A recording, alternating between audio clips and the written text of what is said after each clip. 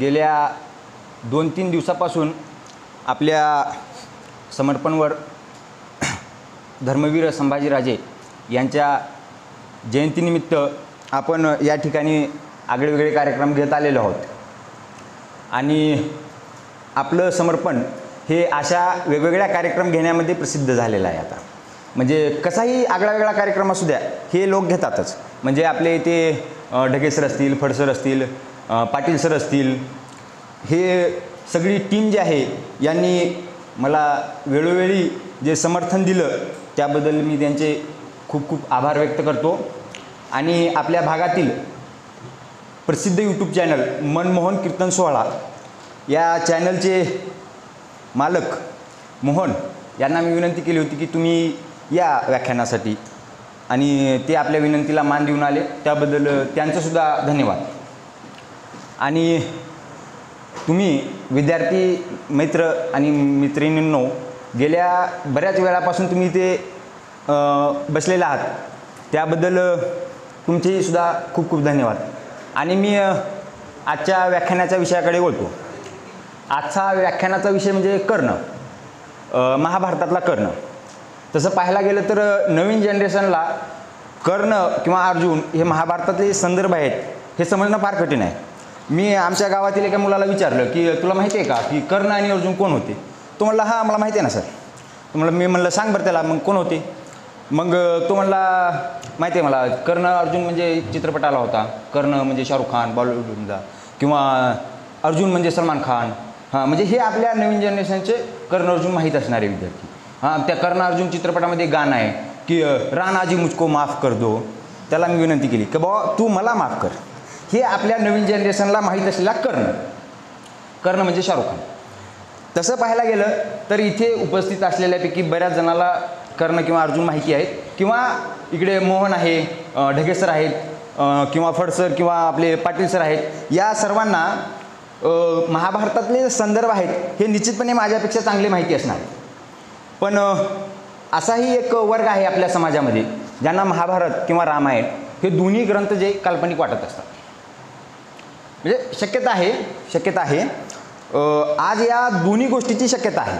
म्हणजे आता आम्ही ज्या वारकरी संप्रदायामध्ये वाढलो त्या वारकरी संप्रदायामध्ये आम्हाला महाभारत किंवा रामायण अशा या गोष्टींवरती शंका घेण्याची संधीच नाही मिळाली. पण एक वर्ग असाही आहे ज्यांना हे काल्पनिक वाटत असतं.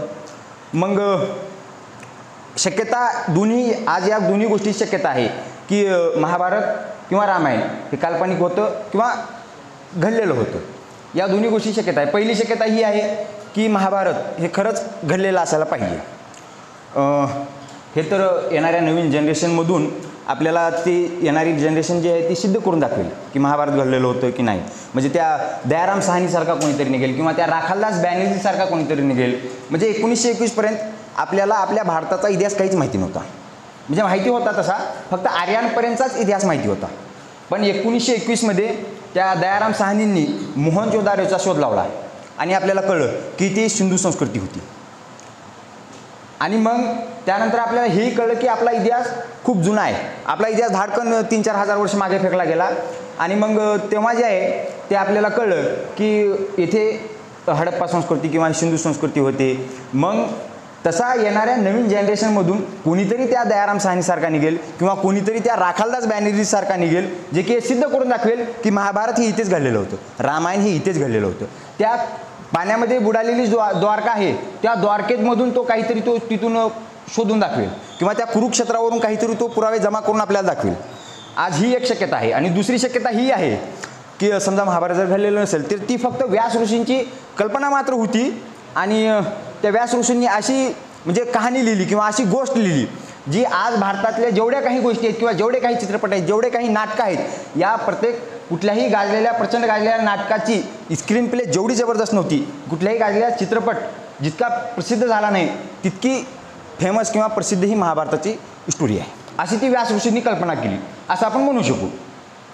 आपण एखाद्या सिनेमामध्ये म्हणतो की या सिनेमामध्ये मल्टी स्टार कास्ट आहे. तसं महाभारत हे मल्टी नाही रे, मल्टी स्टार कास्ट आहे. इतके वेगवेगळे नमुने, इतके वेगवेगळे पात्र या महाभारतामध्ये आहेत. आणि दोन्ही शक्यता आहेत या. पण कधी कधी असंही वाटतं की महाभारत हे खरंच घडलेलं असायला पाहिजे.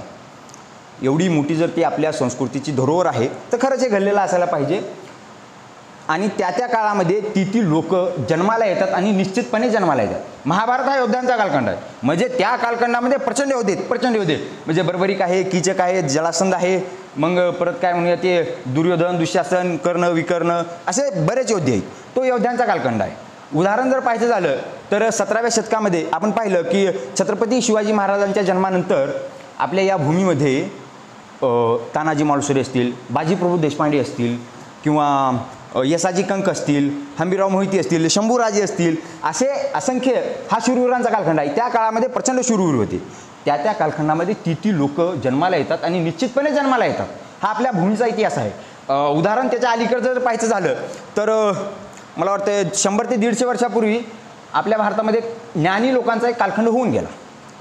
या कालखंडामध्ये प्रचंड ज्ञानी लोक होऊन गेली. मग स्वामी विवेकानंद आहेत याच कालखंडामध्ये. याच कालखंडामध्ये महात्मा फुले आहेत, महात्मा गांधी आहेत, सुभाष बोस आहेत, 32 डिग्र्या घेणारे बाबासाहेब याच कालखंडामध्ये आहेत. ह्या सगळ्या रामानुजम आहे याच कालखंडामध्ये. हा सगळा ज्ञानी लोकांचा कालखंड आणि या कालखंडामध्ये प्रचंड ज्ञानी लोक होऊन गेले. त्या त्या कालखंडात ती लोक जन्माला येतात आणि निश्चितपणे जन्माला येतात. हा आपल्या भूमीचा इतिहास आहे. महाभारत हा योद्ध्यांचा कालखंड आहे आणि या कालखंडामध्ये प्रचंड योद्धे. मग महामहिम भीष्मापासून जर आपण पाहिलं तर त्या युद्धामध्ये शेवटचा भाग घेणारा योद्धा अभिमन्यू इथपर्यंत योद्धे आहेत. आणि या असंख्य पात्रांमध्ये किंवा या महाभारतामध्ये जितके पात्र आहेत या पात्राचा प्रत्येकाचा काहीतरी वेगळा प्रॉब्लेम आहे आणि त्याचं काहीतरी वेगळं समाधान किंवा निराकरण आहे. मग महाभारतामध्ये भीष्म आहेत, प्रचंड प्रतिज्ञान वगैरे वगैरे, त्यांनी भीषण प्रतिज्ञा केली म्हणून त्यांचं नाव भीष्म पडलं. असे भीष्मही आहेत. मग या भीष्माचार्यांची समस्या ही आहे की त्यांनी एक प्रतिज्ञा केली आहे, भीषण प्रतिज्ञा, आणि तीच प्रतिज्ञानंतर त्यांची मोठी समस्या बनली. असे भीष्मही आहेत. या महाभारतामध्ये विदुर आहे जो की न्याय आणि अन्यायाचा जो आहे गुंता किंवा गोतवाळा सोडवण्यामध्ये त्याचं आयुष्य जातं. असे विदुरी आहेत. या महाभारतामध्ये द्रोण आहेत. यांचा प्रॉब्लेम हा आहे की त्यांना अर्जुनाला सर्वश्रेष्ठ धनुर्धर करायचं आहे आणि कर्ण आणि एकलव्य हे जे आहे त्यांना कुठेतरी त्या मार्गातून बाजूला काढायचं. हा त्यांचा प्रॉब्लेम आहे. असे असंख्य लोक आहेत. महाभारतामध्ये तो आंधळा राजा धृतराष्ट्र आहे. त्याचा प्रॉब्लेम हा आहे की तो राजा आहे आणि तो आंधळा आहे. महाभारतामध्ये गांधारी आहे. तिचा प्रॉब्लेम हा आहे की आपला पती आंधळा आहे म्हणून तिने स्वतःच्या डोळ्यावरती पट्टी बांधून घेतली. महाभारतामध्ये कुंती आहे. तिचा प्रॉब्लेम हा आहे की तिचा पती मेलेला आहे आणि तिला जे आहे ते काय म्हणूया आपल्या मुलाला गादीवर बसवायच्या युधिष्ठिराला. हा तिचा प्रॉब्लेम आहे. पण ते तसं होऊ देत नाही शकुनी मामा. मग शकुनी मामा आहे त्याचा प्रॉब्लेम हा आहे की तो आपला भाचा दुर्योधन याला गादीवर बसवायचे आहे आणि कुठेतरी त्या पांडवांवरती अन्याय करायचे. हा त्याचा प्रॉब्लेम आहे. असे असंख्य लोक आहेत, असंख्य पात्र आहेत महाभारतामध्ये. प्रत्येकाचा काहीतरी वेगळा प्रॉब्लेम आहे. त्याची वेगळी काहीतरी निराकरण किंवा निवारण आहे असं आपण म्हणू शकू. महाभारतामध्ये कृष्णही आहे. त्याचा प्रॉब्लेम काही नाही. बाकीचे त्याच्यामुळे प्रॉब्लेममध्ये येऊ शकतात असंही आहे. आणि मग या सगळ्या असंख्य पात्रांच्या गदारोळामध्ये ज्यांनी महाभारत वाचलं, तुमचा माझा किंवा बहुतांश लोकांचा फेवरेट जर कुणी असेल तर तो कर्ण आहे. आणि कर्ण आपला इतका फेवरेट का झाला म्हणजे महाभारताचा अर्जुन हे युद्ध जिंकलेला आहे आणि तो या महाभारताचा हिरो ठरतो, सर्वश्रेष्ठ धनुर्धर वगैरे. पण नाही, तो लोकांना तितका फेवरेट नाही वाटत. तसं पाहायला गेलं तर हे सांगणं फार कठीण आहे की महाभारताचा हिरो कोण. पण अर्जुन ज्याने हे युद्ध जिंकलं आणि तो महाभारताचा अल्टिमेटली हिरो ठरला, तो अर्जुनही लोकांना तितका फेवरेट नाही वाटत. भीमही नाही वाटत. महाभाऊ भीम जो आहे तोही लोकांना फेवरेट नाही वाटत. पितामह भीष्म एवढे मोठे म्हणून त्यांना आपण छान एकदा नमस्कार करून घेऊ त्यांना. पण कंसात आपला माणूस नाही. आपला माणूस जो आहे तो कर्ण आहे. आणि तो का कर्ण आहे आणि त्याची कथा जी आहे याची कारणं आहेत. आणि त्या कर्णाची जी कथा आहे ही त्याच्या जन्मापासून सुरू होते. म्हणजे कर्ण जन्माची कथा कशी आहे. कर्णाचा जन्म एका दिव्यशक्तीमधून झाला. तसं महाभारतामध्ये दिव्यशक्त्या फार आहेत बरं. त्याच्यामुळे महाभारत खरं घडलं की नाही अशी शंका येते. आणि ती दिव्यशक्ती त्या कुंतीला दुर्वासा ऋषींनी दिली. म्हणजे त्या दुर्वासा ऋषींनी कुंतीला वरदान दिलं की तू ज्या देवाची प्रार्थना किंवा काय म्हणूया त्याला पूजा करशील ते देव येतील आणि तुला एक पुत्र देऊन जातील. मला वाटतं तेव्हाच्या ऋषीमुनींची पद्धतच ही अशी होती की काय राग आला श्राप द्या, प्रसन्न झालो वरदान द्या. आणि त्या दुर्वासा ऋषींनी कुंतीला ते दिलेलं वरदान. आणि मग त्या आपल्याला गुरूंनी दिलेलं वरदान हे किती सत्य आहे किंवा यामध्ये काय तथ्य आहे हे तपासून पाहावं. कुंतीचं तेव्हा लग्न झालं नव्हतं, ती लहान होती. त्यामुळे ती काय करते, सूर्यदेवाचं बोलवते सूर्यदेवाला किंवा त्यांना प्रार्थना करते, त्यांना निमंत्रण देते. मग सूर्यदेव येतात आणि त्यापासून या कर्णाचा जन्म होतो. आता हे लग्नाआधी झालेलं मूल कसं वाढवायचं किंवा याला समाज मान्यता देईल का, अशा असंख्य प्रश्नांना गोंधळून कुंती काय करते, त्याला एका टोपलीमध्ये ठेवते आणि गंगेच्या पाण्यामध्ये सोडून देते. आणि ते तिथून वाहत जाते. इथून त्या कर्णाच्या आयुष्याचा परिश्रम जेव्हा सुरू होतो. मग ही त्या कर्णजन्माची कथा आहे. मग ते मूल वाहत जातं. मग ते वाहत गेल्यानंतर पुढे अधिरथ आणि राधाई हे तिथे गंगेच्या किनाऱ्यावर असतात आणि त्यांना ते मूल सापडतं. आणि मग प्रचंड प्रेमाने वगैरे, त्यांना मूल नसतो, मग ते प्रचंड प्रेमाने वगैरे त्याला वाढवतात, मोठं करतात. आणि हा अधिरथ जो आहे तो कौरवांचा रथांचा इंचार्ज म्हणूया आजच्या भाषेत, म्हणजे किंवा त्या काळामध्ये रथ तेव्हा होते, आता गाडी आल्यात, तर त्या रथांचा त्यांच्या गॅरेजचा इंचार्ज होता असं आपण म्हणू शकतो. तेव्हा ते सूत किंवा ते सारथी होती त्या कौरवांचे. मग अधिरथ आणि राधाई यांच्या काय म्हणूया पालनपोषणमध्ये कर्णाची वाढ होती. आणि मग त्यांचाच दुसरा मुलगा हा शोण, कर्णाचा लहान भाऊ शोण. मग शोण आणि कर्ण हे दोघेही क्लोज ब्रदर्स, म्हणजे जवळचे ब्रदर्स, राम लक्ष्मण आहेत असं जसं आपण उदाहरण देतो तसं. मग हा शोण जो आहे हा लहान असताना त्याला सांगायचा कर्णाला की दादा की तू झोपला ना की तुझ्या कानांमधून निळसर किंवा सोनेरी प्रकाश बाहेर पडतो. कर्णालाही कळत नाही की हा माझा भाऊ आहे, याला कुंडल नाहीत, म्हणजे त्याच्या अंगावरती कुंडल, कानामध्ये कुंडल आणि पूर्ण शरीरावरती कवच होतं. मग याला कर्णाला हे समजत नाही की हा माझा भाऊ आहे, याला कवच नाही आहे, कुंडल नाही, मला का आहे. इथून तो त्याच्या गोंधळाला सुरुवात होती. आणि मग एक दिवस तो काय करतो, स्वतःच्या पायाच्या कातडीवरती बाण मारून पाहतो, धनुष्य बाण घेऊन बाण मारून पाहतो. तेव्हा त्याच्या पायामध्ये काहीतरी ते बाण शिरायला पाहिजे किंवा जखम व्हायला पाहिजे, तसं काही होत नाही. तो 2-3 वेळा तो प्रयोग करून पाहतो, पण तसं काही होत नाही. त्याच्याही लक्षात येतं की आपली जी कातडी आहे ती अभेद्य आहे आणि ती बाणाने तुटणारी नाही आहे. मग अशा पद्धतीने तो मोठा होते. आता मग तो जेव्हा थोडा मोठा होतो, मग त्याला अधिरथ हा जो आहे ते कौरवांची जी अधिकृत शिकण्याची सिस्टीम होती त्या सिस्टीममध्ये, म्हणजे तेव्हाच्या टॉपच्या ट्युशनमध्ये म्हणूया किंवा तेव्हाच्या टॉपच्या गुरुकुलामध्ये त्यांना घेऊन जातो. मग तेव्हाचं टॉपचं गुरुकुल एकच आहे सगळ्यात चांगला, द्रोणाचार्यांचं गुरुकुल. तेथे ते सर्व राजपुत्रांना सर्व विषय शिकवायचे, म्हणजे ऑल सब्जेक्ट वन ग्रुप अशी ते ट्युशन चालवत होते. किंवा आपल्या इकडे असतं पहा, आमच्या इथे सर्व विषय शिकून मिळतील, केमिस्ट्री, बायोलॉजी, फिजिक्स, मॅथ वगैरे वगैरे, असं ते सर्व राजपुत्रांना सर्व विषय शिकवायचे. म्हणजे ज्यांना धनुर्विद्या शिकवायचे त्यांना ते धनुर्विद्या, ज्यांना तलवारबाजी शिकवायचे त्यांना तलवारबाजी, ज्यांना गदायुद्ध शिकवायचे त्यांना ते गदायुद्ध, सगळं ते काही शिकवायचे. मग हा अधिरथ जो आहे हा कर्णाला आणि शोणाला तिथे घेऊन जातो त्या ट्युशनमध्ये. आणि घेऊन गेल्यानंतर तो ओळख करून देतो की हा माझा मुलगा कर्ण आणि हा त्याचा लहान भाऊ शोण. मग गेल्यानंतर हे कर्ण आणि शोण जे आहेत ते द्रोणाचार्यांना प्रणाम करतात वाकून. आणि प्रणाम केल्यानंतर गुरुजी आपल्याला काहीतरी आशीर्वाद देतील अशी अपेक्षा त्यांची असते, पण गुरुजी त्यांच्याकडे लक्ष देत नाहीत. तिकडून अर्जुन तेवढ्यात येतो म्हणून ते त्याच्या गळ्यात हात टाकतात, त्याला बोलायला लागतात आणि तिकडे निघून जातात. तुमच्या ट्युशनमध्ये किंवा तुमच्या क्लासवरती कोणीतरी नवीन विद्यार्थी आला आहे ॲडमिशन घेण्यासाठी, तो तुम्हाला आजच्या भाषेत गुड मॉर्निंग म्हणतोय आणि तुम्ही त्याच्याकडे न पाहता तुमचा कोणीतरी फेवरेट विद्यार्थी आला म्हणून तुम्ही त्याला बोलायला लागता आणि त्याच्या गळ्यात हात टाकून निघून जाता. तुम्हाला हेही माहिती नसतं हा कोण विद्यार्थी आहे आणि याचं काय कॅलिबर आहे. फक्त तुम्ही त्याच्या एवढ्या ह्याच्यावरून त्याचा तिरस्कार करत असता की तू हा कुठून आला, हा मला माहिती आहे, हा अधिरथाचा मुलगा आहे आणि तू पण ये, तू शिकला तर काही बिघडत नाही माझं. हे द्रोणाचार्यांचा ॲटिट्यूड, पहिला अपमान करण्याचा या ठिकाणी झालेला. मग हे जायला लागतात कर्ण आणि शोण. मग जात असताना एक दिवशी कर्ण काय म्हणतो द्रोणाचार्यांना की गुरुजी मलाही तुम्ही आता धनुर्विद्येचं ट्रेनिंग द्या किंवा शिकवा मला तुम्ही आर्चरी. त्यावेळी द्रोणाचार्य त्याला म्हणतात की सूतपुत्रांचं जे धनुर्विद्येसाठी फोकस लागतं ते होत नाही, म्हणून मी तुला एकच सांगतो, तू एकच काम कर, मी जे राजपुत्रांना शिकवेन त्यांचं तू अनुकरण किंवा निरीक्षण कर आणि त्यातूनच तुला शिकता येईल. म्हणजे हे द्रोणाचार्य प्रत्यक्ष त्याला काय नाही शिकवणार, बरं ते जे राजपुत्रांना शिकवतील त्यांचं त्यांनी पाहावं आणि त्याने शिकावं.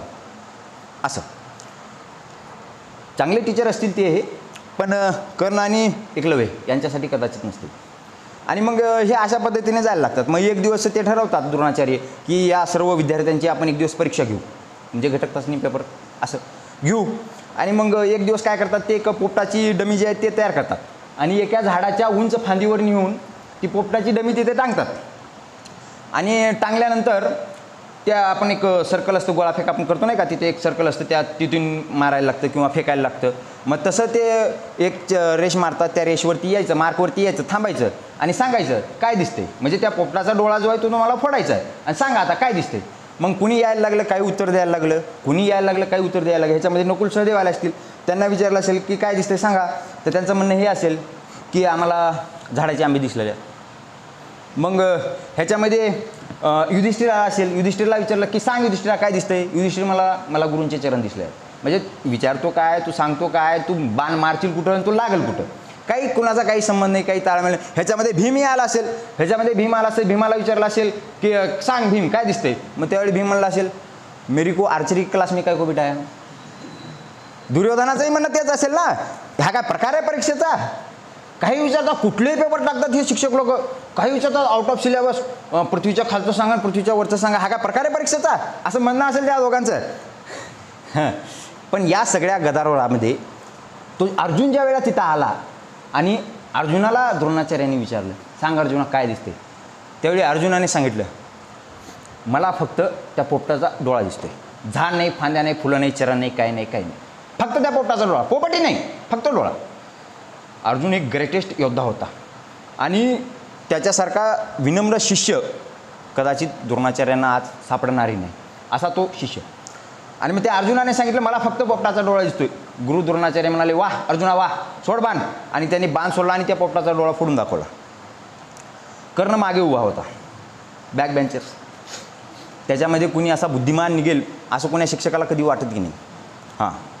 हा मागे उभा होता आणि द्रोणाचार्यांचं मत हे की मी विचारले राजपुत्रांना, याला विचारण्याची किंवा याला या परीक्षेत बसवण्याची मला काही गरज वाटत नाही आहे. हा कुठून आला माहिती नाही, का पता नाही कहाँ से चले आते मुंह उठा के मेरे तरफ पडणे, असं मत असेल त्यांचं बहुतेक. मग ते विचारत नाही त्यांना. मग गेले कर्ण आणि शोन जे आहे घराकडे परत गेले, त्याला विचारलं नाही कोणी. मग घरी गेल्यानंतर तो शोन त्याला विचारतो की वसुदादा की आपल्याला तर गुरूंनी विचारलंच नाही की काय दिसते सांगा. तेव्हा कर्ण शोनाला म्हणाला की ते आपल्याला विचारणार नाही, म्हणजे तू त्या भ्रमात राहू नको, ते आपल्याला विचारणार नाहीत, सोडून दे विषय. त्यावेळी पण कर्ण म्हणाला, शोन म्हणाला पण दादा समजा जर तुम्हाला विचारलं असतं तू काय उत्तर दिलं असतं. त्यावर कर्णाचं उत्तर हे होतं, कदाचित त्यावर कर्णाचं उत्तर हे होतं की अर्जुन म्हणाला होता मला त्या पोपटाचा डोळा दिसतोय, पण कर्ण म्हणाला असता मला त्या पोपटाच्या डोळ्यात घुसलेला माझा बाण दिसतोय. पण कुणी विचारलंच नाही त्याला, तर कोई पूछेगा ही नाही तो जवाब कहाँ से देंगे. आणि हे त्याला तेव्हा कोणी नाही विचारलं, ते उत्तर देऊही शकला नाही. हे उत्तर नंतर त्याने कृष्णाला दिलं. कृष्ण जेव्हा नंतरच्या काळामध्ये त्याच्या घरी गेला, म्हणजे कर्ण जेव्हा एका नगरीचा राजा झाला, त्याची पत्नी ऋषाली, त्याचा मुलगा ऋषशन असा जेव्हा झाला, तो कृष्ण गेला होता त्याच्या भेटायला. कृष्ण हा मोठाच होता, तो अवतार वगैरे आहे, तो देव वगैरे आहे, तो सहसा निरर्थक कुठेही जायचा नाही. आणि त्याचं वैशिष्ट्य होतं, तो खोटं बोलत नव्हता, खरं सांगत नव्हता, त्याचं वैशिष्ट्यच होतं हे. आणि मग हा कृष्ण जो आहे तो जातो कर्णाच्या राजधानीमध्ये त्याला भेटायला, त्या मालिनी नगरीमध्ये. आणि गेल्यानंतर 2-3 दिवस तिथे राहतो. आणि मग एक दिवशी सकाळी पहाटे लवकर उठतो तो कृष्ण. तेव्हा त्याला बाहेरच्या उद्यानामधून काहीतरी गडबड, काहीतरी चहलपहल ऐकायला येते. मग काय नेमका आवाज येतो हे पाहण्यासाठी कृष्ण जो आहे तो बाहेर जातो आणि पाहतो, तर काय तो ऋषशन जो आहे कर्णाचा मुलगा, तो काहीतरी त्या धनुर्विद्येचं काय म्हणूया अभ्यास करतोय आणि त्याच्या मागे उभा राहून कर्ण त्याला शिकवतोय. मग कृष्णाचं कौतूहल निर्माण होतं, तो जातो जवळ त्यांच्या की काय चाललंय बघू. मग जवळ गेल्यानंतर कृष्ण त्या ऋषशनाला म्हणतो की बघू बाळ तू किती शिकला किंवा तुझ्यात काय टॅलेंट आहे ते मला दाखव एकदा. मग त्यावर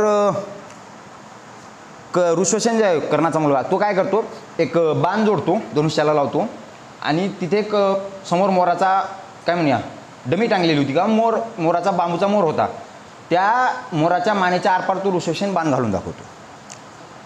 आणि मग हे केल्यानंतर तो कृष्ण जो आहे तो प्रशंसा करतो त्या ऋषशनाची, वा किती छान तू वगैरे शिकलाय वगैरे, म्हणजे मला कौतुक वाटतं तुझं, आणि तुला हे कोणी शिकवलं एवढं भारी. त्यावर कर्ण म्हणतो याला कोणी शिकवणार, किंवा याच्या नशिबी कुठं गुरुकुलात जाऊन किंवा द्रोणाचार्यांसारखे शिक्षक आम्हाला कुठं मिळणार आहे, किंवा मी जेव्हा त्या द्रोणाचार्यांच्या ट्युशनमध्ये गेलो होतो त्यांनी मला कशी वागणूक दिली, हे त्या कृष्णाला सांगतोय कर्ण. आणि हे सांगता सांगता त्या मुलाचं धनुष्य घेतो कर्ण आणि त्या मुलाचं धनुष्य घेतो आणि त्याला बाण जोडतो आणि तो जो बांबूचा मोर आहे त्याच्यातूनच मारतो, तर त्या दोन्ही डोळ्याच्या आरपार तो बाण घालून दाखवतो. हे सिद्ध करून दाखवतो कृष्णाला की तो कुठल्या क्वालिटीचा योद्धा आहे. आणि कृष्ण हा सर्वज्ञानीच आहे, तो देव वगैरे आहे, तो अवतार आहे, त्याला कळलेला आहे की कर्णाची योग्यता काय आहे. आणि हे करावं याच्यासाठी त्याला गुरूंनी संधी नाही दिली. मग त्याने कुठून घेतली संधी? जिसको सीखना है वो कहाँ से सीखेगा? कहीं से भी सीखेगा. तुमच्यामध्ये शिकण्याची जिद्द असेल किंवा ती महत्त्वाकांक्षा जर असेल तर तुम्हाला कोणीही अडवू शकणार नाही, तुम्ही शिकणारच. एक कर्ण, दुसरा एकलव्य. आणि मग हे जेव्हा झालं त्या दिवशी रात्री बरं का, म्हणजे त्याच दिवशी ज्या दिवशी द्रोणाचार्यांनी त्या सर्व राजपुत्रांना विचारलं पण कर्णाला विचारलं नाही, त्या दिवशी रात्री कर्ण आणि शोण हे दोघे घराच्या बाहेर पडतात. म्हणजे एक पोपटाची काय म्हणूया डमी घेतात आणि त्या शोणाच्या हातामध्ये एक मशाल देतो तो कर्ण आणि डमी देतो आणि त्याला म्हणतो या झाडाच्या फांदीवर जात उंच उंच उंच तिथे जा आणि तो पक्षी टांग तिथे आता आणि त्याच्या बाजूला जो तो काय म्हणूया ते मशाल धरून उभे राहा तिथं. आणि कर्ण त्याच दिवशी त्याच रात्री त्या पोपटाच्या डोळ्यावरती फोकस करतोय. ज्या दिवशी अर्जुनाला द्रोणाचार्यांनी विचारलं की सांग अर्जुना काय दिसतंय, त्यावेळी अर्जुनाने सांगितलं मला त्या पोपटाचा डोळा दिसतोय आणि पोपटाचा डोळा फोडला त्यांनी. त्या दिवशी रात्री फक्त त्या मशालीच्या प्रकाशामध्ये कर्ण त्या पोपटाच्या डोळ्यावरती प्रकाश करतोय आणि त्याच्या हे लक्षात येतं, फोकस करतोय आणि त्याच्या हे लक्षात येतं की आपण या पोपटाचा एक डोळा फोडला म्हणजे बाण मारला असा तर ते वरती टांगलेला पक्षी आहे ना, मग तो काय होईल मोमेंटमनं गोल फिरेल ना तो. मग कर्ण ॲट अ टाईम 2 बाण काढतो, एक बाण काढतो, 2 बाण लावतो, एक बाण सोडतो, पक्षाच्या डोळ्यात घुसतो, पक्षी पलटतो, दुसरा बाण सोडतो, दुसऱ्या डोळ्यात घुसतो. कुणी केलं हे महाभारतामध्ये? अजून कोणी कुठं केलेलं आहे? नाही. आणि हे तो करू शकतो हे माहिती नसताना त्याचे अपमान जे आहे ते वेळोवेळी झाले. त्याला अपमान हे वेळोवेळी सहन करायला लागले की सूतपुत्र आहे, सारथ्याचा मुलगा आहे, राजवंशातलाही नाही आहे, राजपरिवारातला नाही आहे, कुठला क्षत्रिय वगैरे काहीच नाही आहे, हे सगळे अपमान तो सहन करत गेला. आणि हे किती वेळा झालं? मग यांचं ट्रेनिंग संपलं, आता अपमान नंबरच मोजायचे. आता मग यांचं ट्रेनिंग संपलं, आता अपमान नंबर 3. मग ते शेवटची शस्त्र अस्त्र परीक्षा जी चालली आहे, फायनल एक्झाम शेवटची, मग ते द्रोणाचार्यांनी एक भव्य टुर्नामेंट ठेवलं तिथे आणि मग कोणाकोणाला काय काय येते ते करून दाखवा. मग हे सगळे राजपुत्र त्या ठिकाणी जमले आणि मग कोणाला जे किंवा हे भीम दुर्योधन असतील यांनी गदायुद्ध चालून दाखवलं, कोणाला तलवारबाजी येते त्यांनी तलवारबाजी चालून दाखवली, कुणाला भाला येतो त्यांनी भाला घालून दाखवला. आणि हा शब्द मला चालतो का नाही आता या मंचावरती मला माहीत नाही आता, पण तो माझ्या मुखातून निघालेला एक सहज उद्गार आहे असं समजा. मग कुणाला भाला येतो त्यांनी तो चालून दाखवला, जे कुणाला काय येते ते त्यांनी दाखवायचं. मग अर्जुनच्या वेळा तिथं आला. मग अर्जुन आल्यानंतर द्रोणाचार्य म्हणाले की अर्जुन हा जगामधला किंवा सध्याच्या घडीमधला जगातला सर्वश्रेष्ठ धनुर्धर आहे, सर्वात जबरदस्त योद्धा आहे असं द्रोणाचार्य म्हणाले. मग कर्ण तिथे होता आणि कर्ण त्या स्पर्धेमध्ये भाग घ्यायला लागला. तो दंड ठोकून अर्जुनाला आव्हान द्यायला लागला की माझ्याशी तू द्वंद्व युद्ध कर, आता तू जर सर्वश्रेष्ठ योद्धा आहे ना तर हे सिद्ध करून दाखव माझ्याशी द्वंद्व युद्ध करून. तेव्हा त्याला सांगितलं हे गेलं कर्णाला की ही फक्त राजपुत्रांची सभा आहे किंवा राजपुत्र यामध्ये कौशल्य दाखवू शकतात, तू सूतपुत्र आहे म्हणजे तू यामध्ये भाग घेऊ नाही शकत, याच्यासाठी राजकुळामधला पाहिजे या रंगभूमीमध्ये भाग घेण्यासाठी. आणि कर्णाला त्या ह्याच्यामध्ये भाग घेऊ दिलं जात नाही. मग त्यावेळी तो दुर्योधन तिथे होता. दुर्योधनाची आणि कर्णाची तेव्हापर्यंत मैत्री झालेली होती आणि मग दुर्योधन तिथे होता. मग त्याने लगेच हातावरती पाणी सोडलं आणि संकल्प सोडला की मी माझ्या अधीन जे अंगदेशचं राज्य आहे ते मी कर्णाला प्रदान करतो आणि कर्ण हा आता राजा आहे आणि त्याला आता सहभागी करा. तरी त्याला सहभागी होऊ दिलं जात नाही किंवा भिकेमध्ये मिळालेलं राज्य घेऊन कुणी राजा होत नाही किंवा कुणी क्षत्रिय होत नाही असं त्याला म्हटलं जातं. आणि त्याला हेही म्हटलं जातं की तू अर्जुनाच्या हातून मरण्याचाही योग्यतेचा योद्धा नाही आहेस. त्याला सुपुत्र म्हणून तिथे धेडकारलं जातं, अर्जुनाचा उदय केला जातो. आणि मग हे जेव्हा झालं त्या दिवशी ती सभा किंवा ते राजपुत्रांचं कौशल्य पाहण्यासाठी अधिरथ तेथे आला होता. अधिरथ म्हणजे कर्णाचे वडील. मग अधिरथाला हे कळतं की आपल्या मुलाला यांनी कसं चिडवलं किंवा यांनी तिथे धिडकारलं कसं. मग अधिरथ जो आहे ते घरी गेल्यानंतर कर्णाला सांगतो की तू सूतपुत्र समजतोय स्वतःला, पण तुला माहिती आहे की तू सूतपुत्र नाही आहे, तू कुठल्या तरी राजपरिवारातला किंवा कुठल्या तरी राजवंशातला आहे, हे मी आज तुला सांगतो सत्य. आणि मग तो म्हणतो मग मी कोण आहे. त्यावेळी अधिरथ म्हणतो की तू कोण आहे हे मला माहिती नाही, कारण तू मला एका गंगेमध्ये मिळाला होता, टोपलीमध्ये मिळाला होता. त्या कापडावरून किंवा त्या टोपलीवरून मी फक्त एवढं सांगू शकतो की तू कुठल्या तरी राजवंशातला किंवा कुठल्या तरी राजपरिवारातला आहे, तू कुणाचा मुलगा आहे हे मलाही माहीत नाही. मग मूळ प्रश्न तसाच राहतो की मग मी कोण आहे. मी जर एका राजपुत्राचा आहे तर मी कोण आहे म्हणून, आणि मला माझ्या आईने जन्म झाल्यानंतर असं नदीमध्ये का सोडलं, हा प्रश्न त्याचा तो गोंधळ त्याचा तसाच राहतो तो. आणि मग या अशा पद्धतीनं विद्या मिळूनही कर्ण प्रचंड पराक्रमी होता. तो अर्जुनासारखा धनुर्धरी होता, भीमासारखा गदाधरी होता, याचबरोबर त्याला मल्लविद्याही येते, त्याला नाती कशी जपावी हेही कळतात, त्याचं मूळ नातंच भ्रष्ट किंवा गायब झालेलं असलं तरी.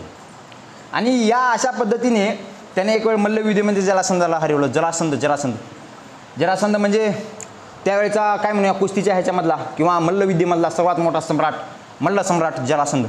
त्या जरासंधाला कोणी हरवू शकायला नव्हतं तोपर्यंत. हा जरासंध तो आहे ज्याने कृष्णाच्या नगरीवरती 17 वेळा हल्ला केला होता.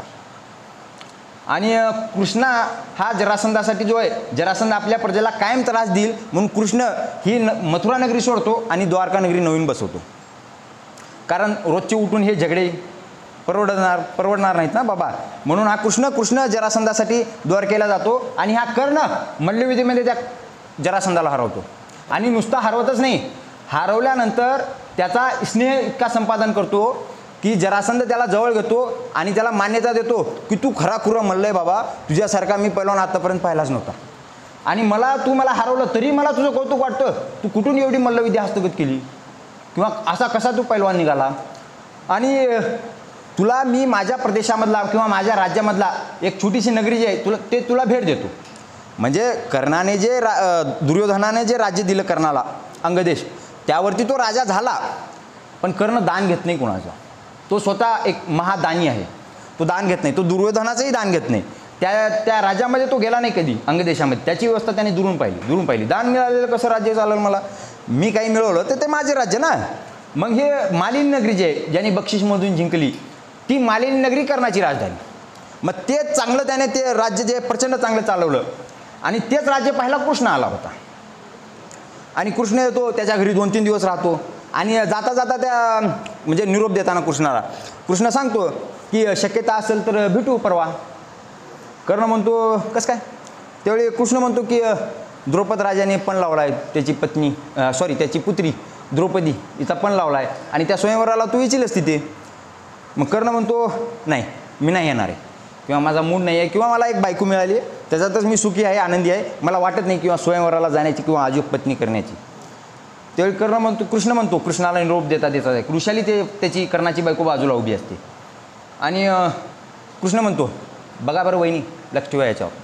हां, हा आला नाही आला याचे तर विचार कळले मला, पण हा जर तिथे आला तर द्रौपदी माळ न घालो याचे कुंडल पाहून, हे कृष्ण म्हणतो तिथे. कृष्ण म्हणतो आणि कृष्ण जातो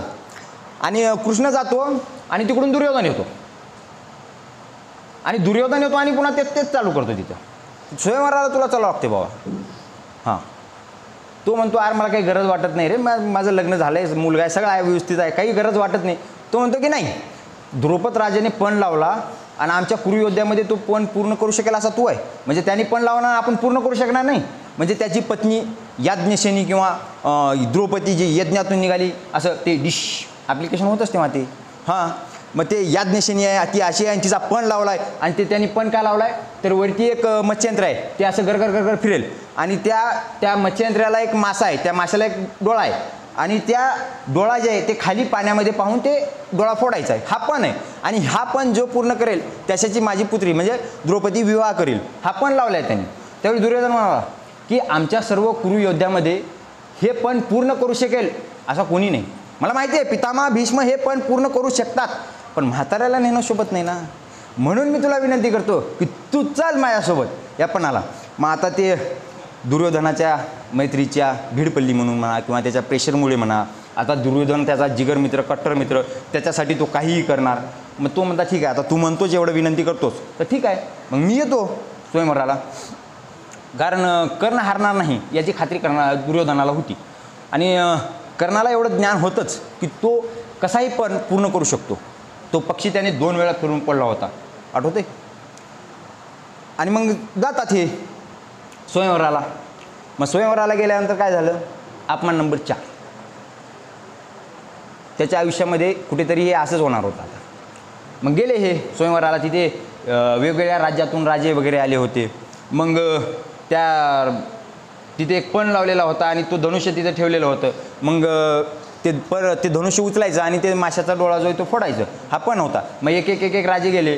मग ती गेल्यानंतर कोणाला ते धनुष्य उचलताच नाही आलं. कोणाला उचलताच आलं तर त्याच्यावरती प्रत्यंचा चढवताच नाही आली. प्रत्यंचा म्हणजे धनुष्याची दोरी, त्याच्यावरती ती दोरी चढवताच नाही आली.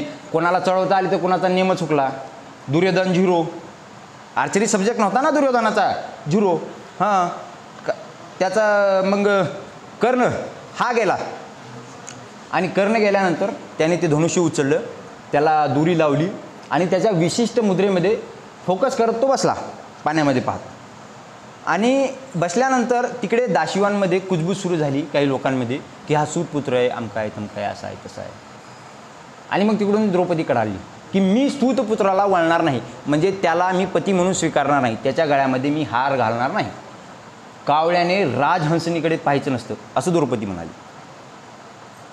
आणि मग कर्ण जो आहे हे अपमान सहन करतो, काही बोलत नाही. तिथे तो धनुष्य टाकून देतो आणि मागे फिरतो. मागे दुर्योधन पेटलेला आहे आता. हां, दुर्योधनाचं म्हणणं की आता इथे तमाशा करू, थोडक्यात द्रौपदीला किडनॅपिंग करू आजच्या भाषेत सांगायचं झालं तर. हां, कारण दुर्योधनाचंही लग्न असंच झालेलं आहे ना. दुर्योधनाचं ज्या वेळेला लग्न झालं भानुमतीशी, त्यावेळेला भानुमतीच्या स्वयंवराला कर्ण आणि दुर्योधन हे दोघे गेले होते. म्हणजे लग्न करायचं होतं दुर्योधनाला, पण सोबत गेला होता कर्ण. आणि मग हे दोघेजण गेल्यानंतर तिथे आता काय पण होता काय नाही आता मला माहीत नाही तो आता, पण तिथे जो पण आहे तो पण आपला मित्र दुर्योधन पूर्ण करू शकेल की नाही याची खात्री करण्याला आली असेल. त्याने त्याला सांगितलं की भाऊ तुलाही जमत नाही, फार कठीण नाही, तू फक्त एक काम कर, भानुमतीचा हात धर आणि तिला घेऊन पळून जा, बाकी सगळे राजे माझ्या भरोश्यावर सोड, मी सगळे राजे एखादी आडून धरतो. दुर्योधनानं तसंच केलं, त्याने सगळे राजे एखादी आडून धरले आणि दुर्योधनाचं लग्न झालं. दुर्योधन पळून गेला आणि त्याचं लग्न झालं. हे तो दुर्योधनाकरता करू शकला असता तर स्वतःसाठी नसता करू शकला. दुर्योधन त्याला पुन्हा एकदा हे म्हणतो की हा अपमान तू सहन कसा करतो रे, आता काही होऊ दे, मेलो तरी चालतंय, पण इथे तमाशा करायचा. कर्ण म्हणतो की नाही, तिची जर इच्छा नसेल तर नाही, चल जाऊ दे, विषय सोडून दे. आणि कर्ण जो आहे तो परत जातो. कर्ण गेल्यानंतर घरी वृषाली तयार आहे, म्हणजे तिचा पती आता त्या राजकन्याला घेऊन येईल, कारण कर्ण हारणार नाही याची खात्री तिला आहे. मग ती घरी तयार आहे, ते फुलाचं काय म्हणूया ते आरती वगैरे घेऊन तयार आहे, आता आपला पती येईल. पण गेल्यानंतर कर्ण तिला सांगून देतो की ती राजकन्या मला असं असं म्हणाली आणि तिने मला कावळा किंवा सूतपुत्र असं असं वगैरे वगैरे म्हणाली, म्हणून मी ते तिथं धनुष्य टाकलं आणि परत आलो.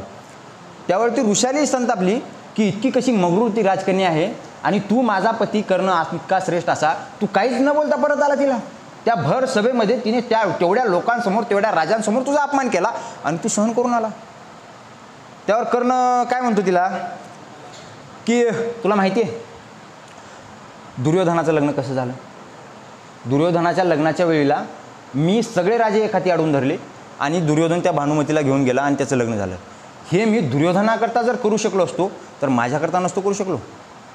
पण गोष्ट अशी आहे ना की एक वेळ केलं ना जाऊ दे, तेच पुन्हा पुन्हा काय करणार. जो एक बार किया वही बार बार करने से क्या मेरा पराक्रम सिद्ध होगा, असं करणं म्हणतो. म्हणजे हे नाही का आमचे मास्तर लोक दरवर्षी एका शिल्यावर शिकवतात, उठसूट तेच शिकवतात आणि नंतर असं डिंगा मारतात की काय भारी शिकवतो आपण.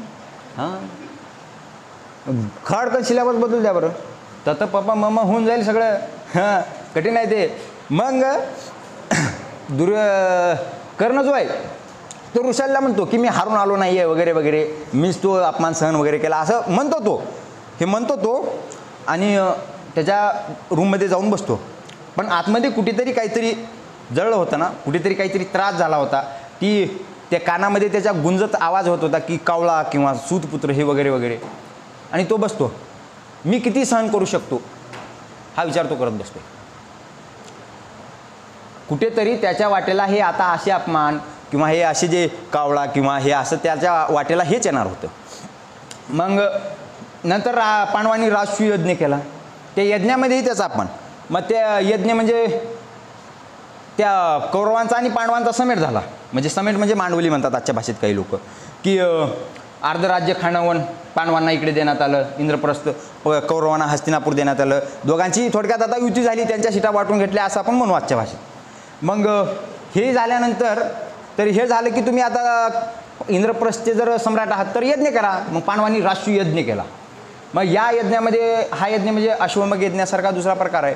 या यज्ञामध्ये वेगवेगळ्या राज्यामध्ये जायचं आणि त्या राज्यामध्ये जाऊन त्या राज्याला जिंकून घ्यायचं किंवा त्या राज्याकडून कबूल करून घ्यायचं किंवा त्याला आपल्या राज्यामध्ये सहभागी किंवा सामील करून घ्यायचं. म्हणजे राष्ट्रीय यज्ञ म्हणजे आजच्या भाजपच्या ईडीसारखा प्रकार आहे. हां, कसं येतोच भाजपमध्ये का लावू तुझ्या मागे ईडी, असा प्रकार आहे तो. मग तसं एकतर सहभागी करून घ्यायचं, नाहीतर दुसरं त्याच्याशी युद्ध करायचं, त्याला जिंकून घ्यायचं आणि मग जिंकल्यानंतर ते काय त्यांचं ते टॅक्स असतं, करभार जो आहे तो घ्यायचा परत वसूल करून त्याच्याकडून. असा राष्ट्रीय यज्ञ पांडवांनी केला. आणि मग हे यज्ञ केल्यानंतर हे जे पांडव आहेत हे सगळे वेगवेगळ्या दिशेमध्ये प्रचाराला गेले. प्रचाराला नाही गेले, राज्य विस्ताराला किंवा जिंकून घ्यायला गेले. निवडणुकीचं वातावरण असल्यामुळे कधीतरी असे शब्द येत असतील माझ्या मुखातून, तेवढं लक्ष देऊ नका तुम्ही. मग हे जे पांडव आहेत हे त्या राज्य विस्तारण्यासाठी किंवा जिंकून घेण्यासाठी गेले. मग हा भीम जो आहे हा कर्णाच्या राज्यावरती गेला. कर्णाला बातमी मिळाली की भीम जो आहे सेना घेऊन येतोय आपल्या राज्यावरती. कर्णाला हे कळत नाही की का भीम येतोय माझ्या राज्यावर चालवून. काही कुठं आवाज नाही, काही कुठं भांडण नाही, काही नाही.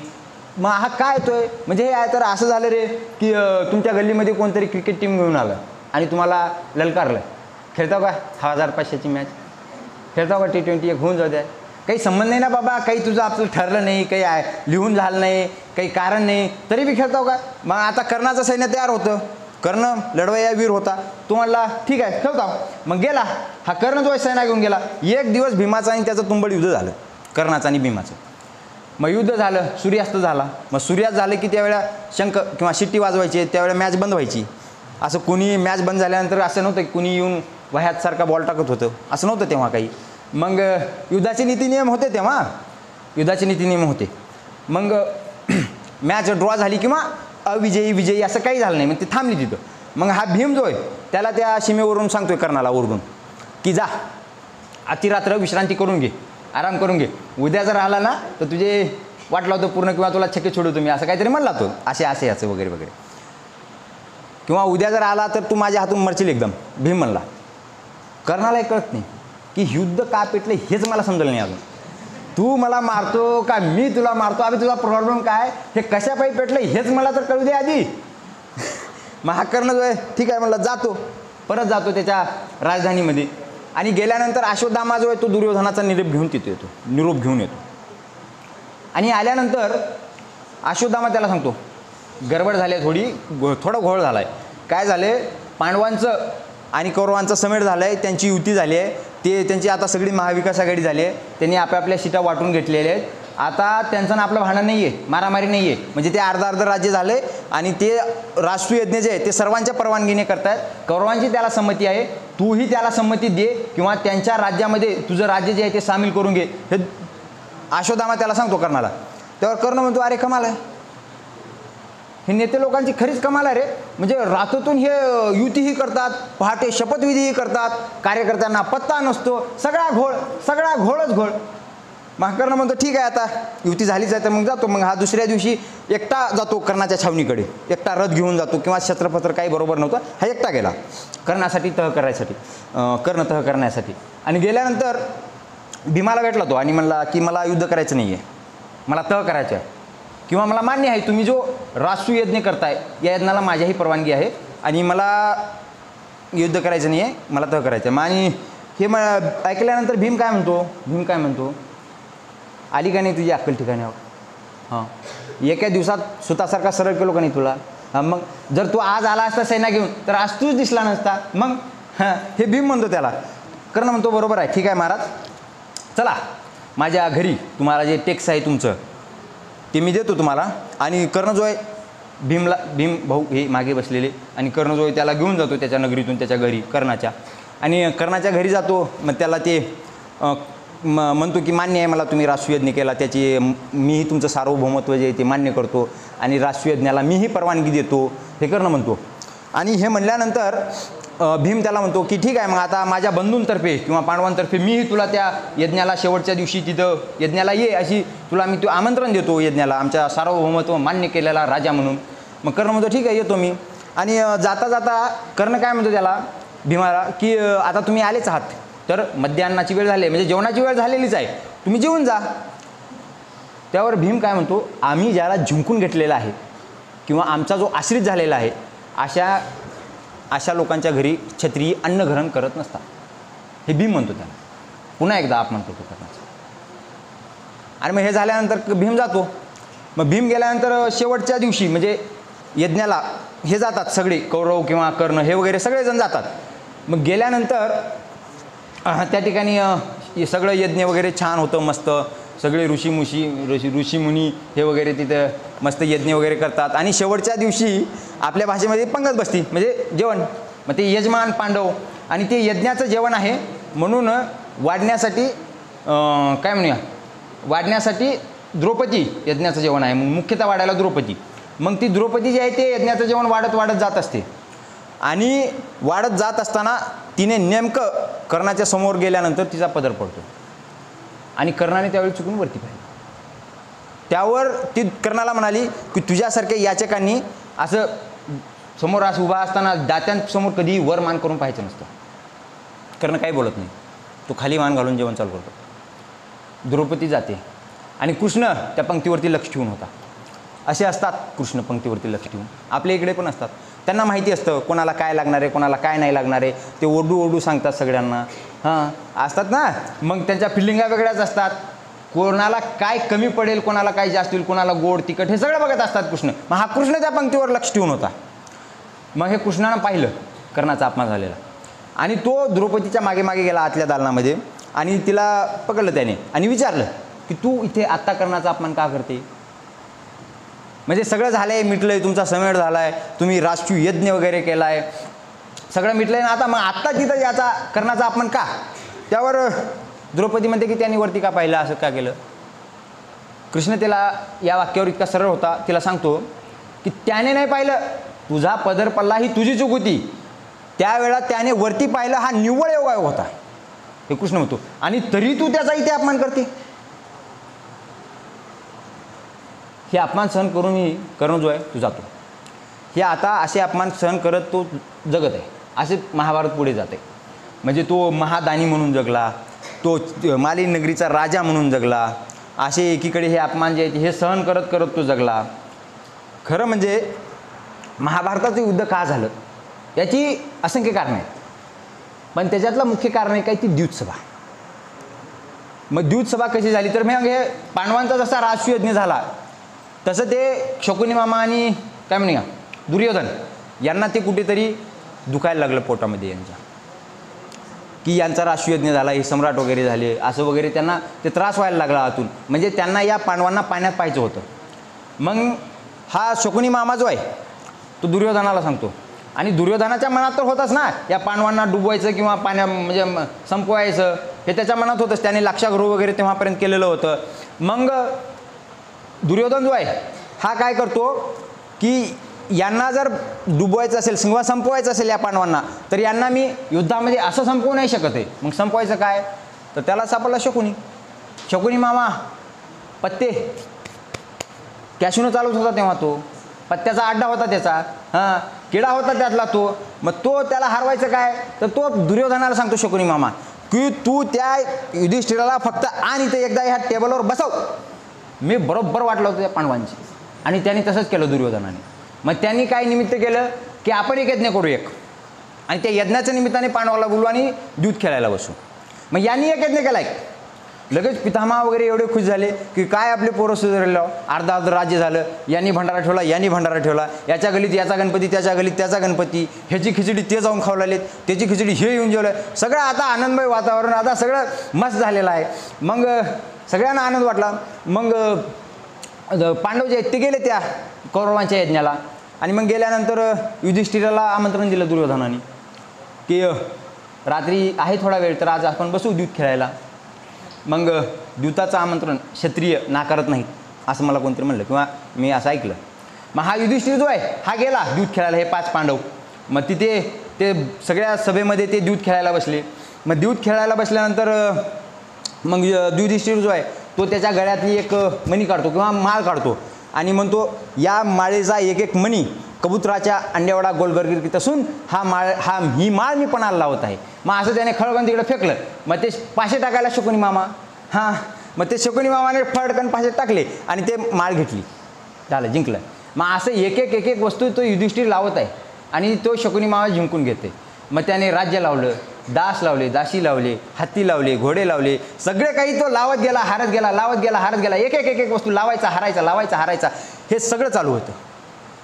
आणि मग शेवटी त्याने युधिष्ठिर हे आपलं सहदेवाला डावावर लावलं. सहदेवालाही हारला तो.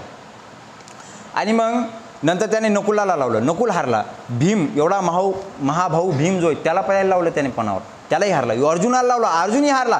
नंतर स्वतःला लावलं, स्वतःही हारला. सगळं दुर्योधनाने सगळं त्यांचं राज्य त्या लोकांना, त्या सगळ्यांना जिंकून घेतलं. आणि हे बसलेत 5 लोक तिथं. आणि तो युधिष्ठिर म्हणतो आता की आता माझ्याकडे लावण्यासारखं काहीच नाही आहे, ही आपण इथं बंद करू हा खेळ. त्यानंतर तो दुर्योधन म्हणतोय लावण्यासारखं नाही कसं महाराज, द्रौपदी आहे ना ती, लावा तिला डावावर. कोण द्रौपदीला डावावर लावते? धर्मराज युधिष्ठिर. 2012ला उत्तर प्रदेशमधून ही बातमी आली होती की तिथे जुवा खेळणाऱ्या एका माणसाने त्याच्या पत्नीला डावावर लावलं. 2019ला राजस्थानमधून ही बातमी आली होती की तिथेही एका माणसाने जुवा खेळणाऱ्या तिथे त्याच्या पत्नीला डावावर लावलं. आणि पत्नीला हारल्यानंतर त्या जिंकणाऱ्या माणसाचं स्वाधीन करून टाकलं. काळ बदलतं, काळचक्र बदलतं, काळमान बदलतं, वेळ बदलते, तारीख बदलते, ठिकाण बदलते, घटना नाही बदलत. ती जी वृत्ती आहे ना, वृत्ती माणसांची ती नाही बदलत. संदर्भ बदलतात, वृत्ती नाही बदलत. वृत्ती तीच आहे युधिष्ठिराची, पत्नीला डावावर लावण्याची. महाभारत झालं का नाही हा भाग वेगळा आहे, पण ती जे माणसं आहेत ना, माणसं ती आजी आहेत, तुमच्या आमच्या मधात आहेत, आपल्या आपल्या बाजूला. ही माणसं आजी आहेत. तेव्हा पत्नीला डावावर लावणारे युधिष्ठिर होते, आताही आहेत. तेव्हा भावकीला पाण्यात पाहणारे दुर्योधन होते, आजी आहेत. तेव्हा द्रौपदीच्या वस्त्राला हात घालणारे दुःशासन होते, आजी आहेत. तेव्हा दोन्ही नातवंडाच्या मध्ये अडकलेले भीष्म होते, आताही आहेत. ही सगळी लोक आजी आहेत. वेगळ्या फॉर्ममध्ये आहेत, वेगळ्या ॲटिट्यूडमध्ये आहेत, वेगळ्या ठिकाणी आहेत, वेगळ्या कारणाने आहेत, वेगळ्या नावाने आहेत. सगळी लोक आताही आहेत, आपल्या आजूबाजूला आहेत. तसेच कर्ण आहेत, तसेच द्रोण आहेत, सगळी महाभारतातील लोक आजी आहेत. लावलं त्या युधिष्ठिराने द्रौपदीला डावावर. तो शकुनी मामा, त्याचा आज फॉर्म लईच चांगला लागला होता. तो आज हारणारच नव्हता. हां, त्याने जिंकून घेतला द्रौपदीला. आणि मग द्रौपदीला जिंकल्यानंतर दुर्योधन जिंकला त्यांचं सगळं 5 लोकांचं राज्यासहित त्याच्या दासी सगळं त्या जिंकून घेतलं. आणि जिंकल्यानंतर दुर्योधनाने द्वारपालाला बोलवलं आणि पाठवलं त्याला की जा त्या द्रौपदीला भर समेमध्ये घेऊन ये, ती आता माझी दासी आहे. द्वारपाल गेला. मग द्रौपदी म्हणाली मी एक वस्त्र आहे, रजस्वला आहे, वगैरे वगैरे, मी येत नाही, जा. मग हा द्वारपाल जातो. मग त्यावर तो दुर्योधन काय करतो, तो दुःशासनाला पाठवतो की अशी कशी येत नाही ती माझी दासी आहे. आता दुःशासनाला पाठवतो की जा तिचे केस पकड आणि भर सभेमध्ये फरफटत तिला घेऊन ये. मग हा दुःशासन गेला द्रौपदीला आणण्यासाठी. तिचे केस पकडले आणि भर सभेमध्ये ओढत तिथे घेऊन आला तिला. आणि हे 5 लोक बसले तिथे. ही सगळी कौरवांची जी सभा होती, हा सगळा तमाशा, सगळी सभा श्वास रोखून पाहते, कोणी काही बोलत नाही. आणि हा तमाशा पाहिला पितामह भीष्म, गुरु द्रोण, विदूर, ते अंधा कानून. हां, अंधा कानून काय आता ते तेव्हापासूनच आहे ते. हां, महाभारत से लेके इस भारत तक हम चले आए, कुछ नहीं बदला, सब बातें वैसी की वैसी है. आणि हे 5 पांडव बसले तिथं मांडे घालून.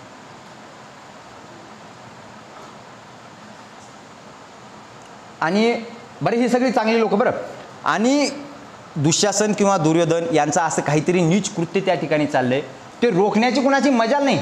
माजलेला दुर्योधन आणि दुर्योधनामुळे माजलेला दुःशासन यांची रोखण्याची कोणाची हिंमत होत नाही. मग अशा वेळी ही सगळी चांगली लोक ज्यावेळी शांत बसतात आणि ही नीच लोक काहीतरी असं कृत्य करत असतात, त्यावेळी हा येतो, तो बरोबर येतो. त्याला कोण फोन करतं, कोण बारीक मिसकॉल मारतो काहीच माहीत नाही, पण तो येतो. तो ऐन वेळेला तिथे आला. त्याचं वैशिष्ट्यच आहे. यदा यदा ही धर्मस्य ग्लानिर्भवति भारत अभ्युत्थानम अधर्मस्य तदात्मानं सृजाम्यहम परित्राणाय साधूना धर्म संस्थापनार्थाय संभवामी युगे युगे.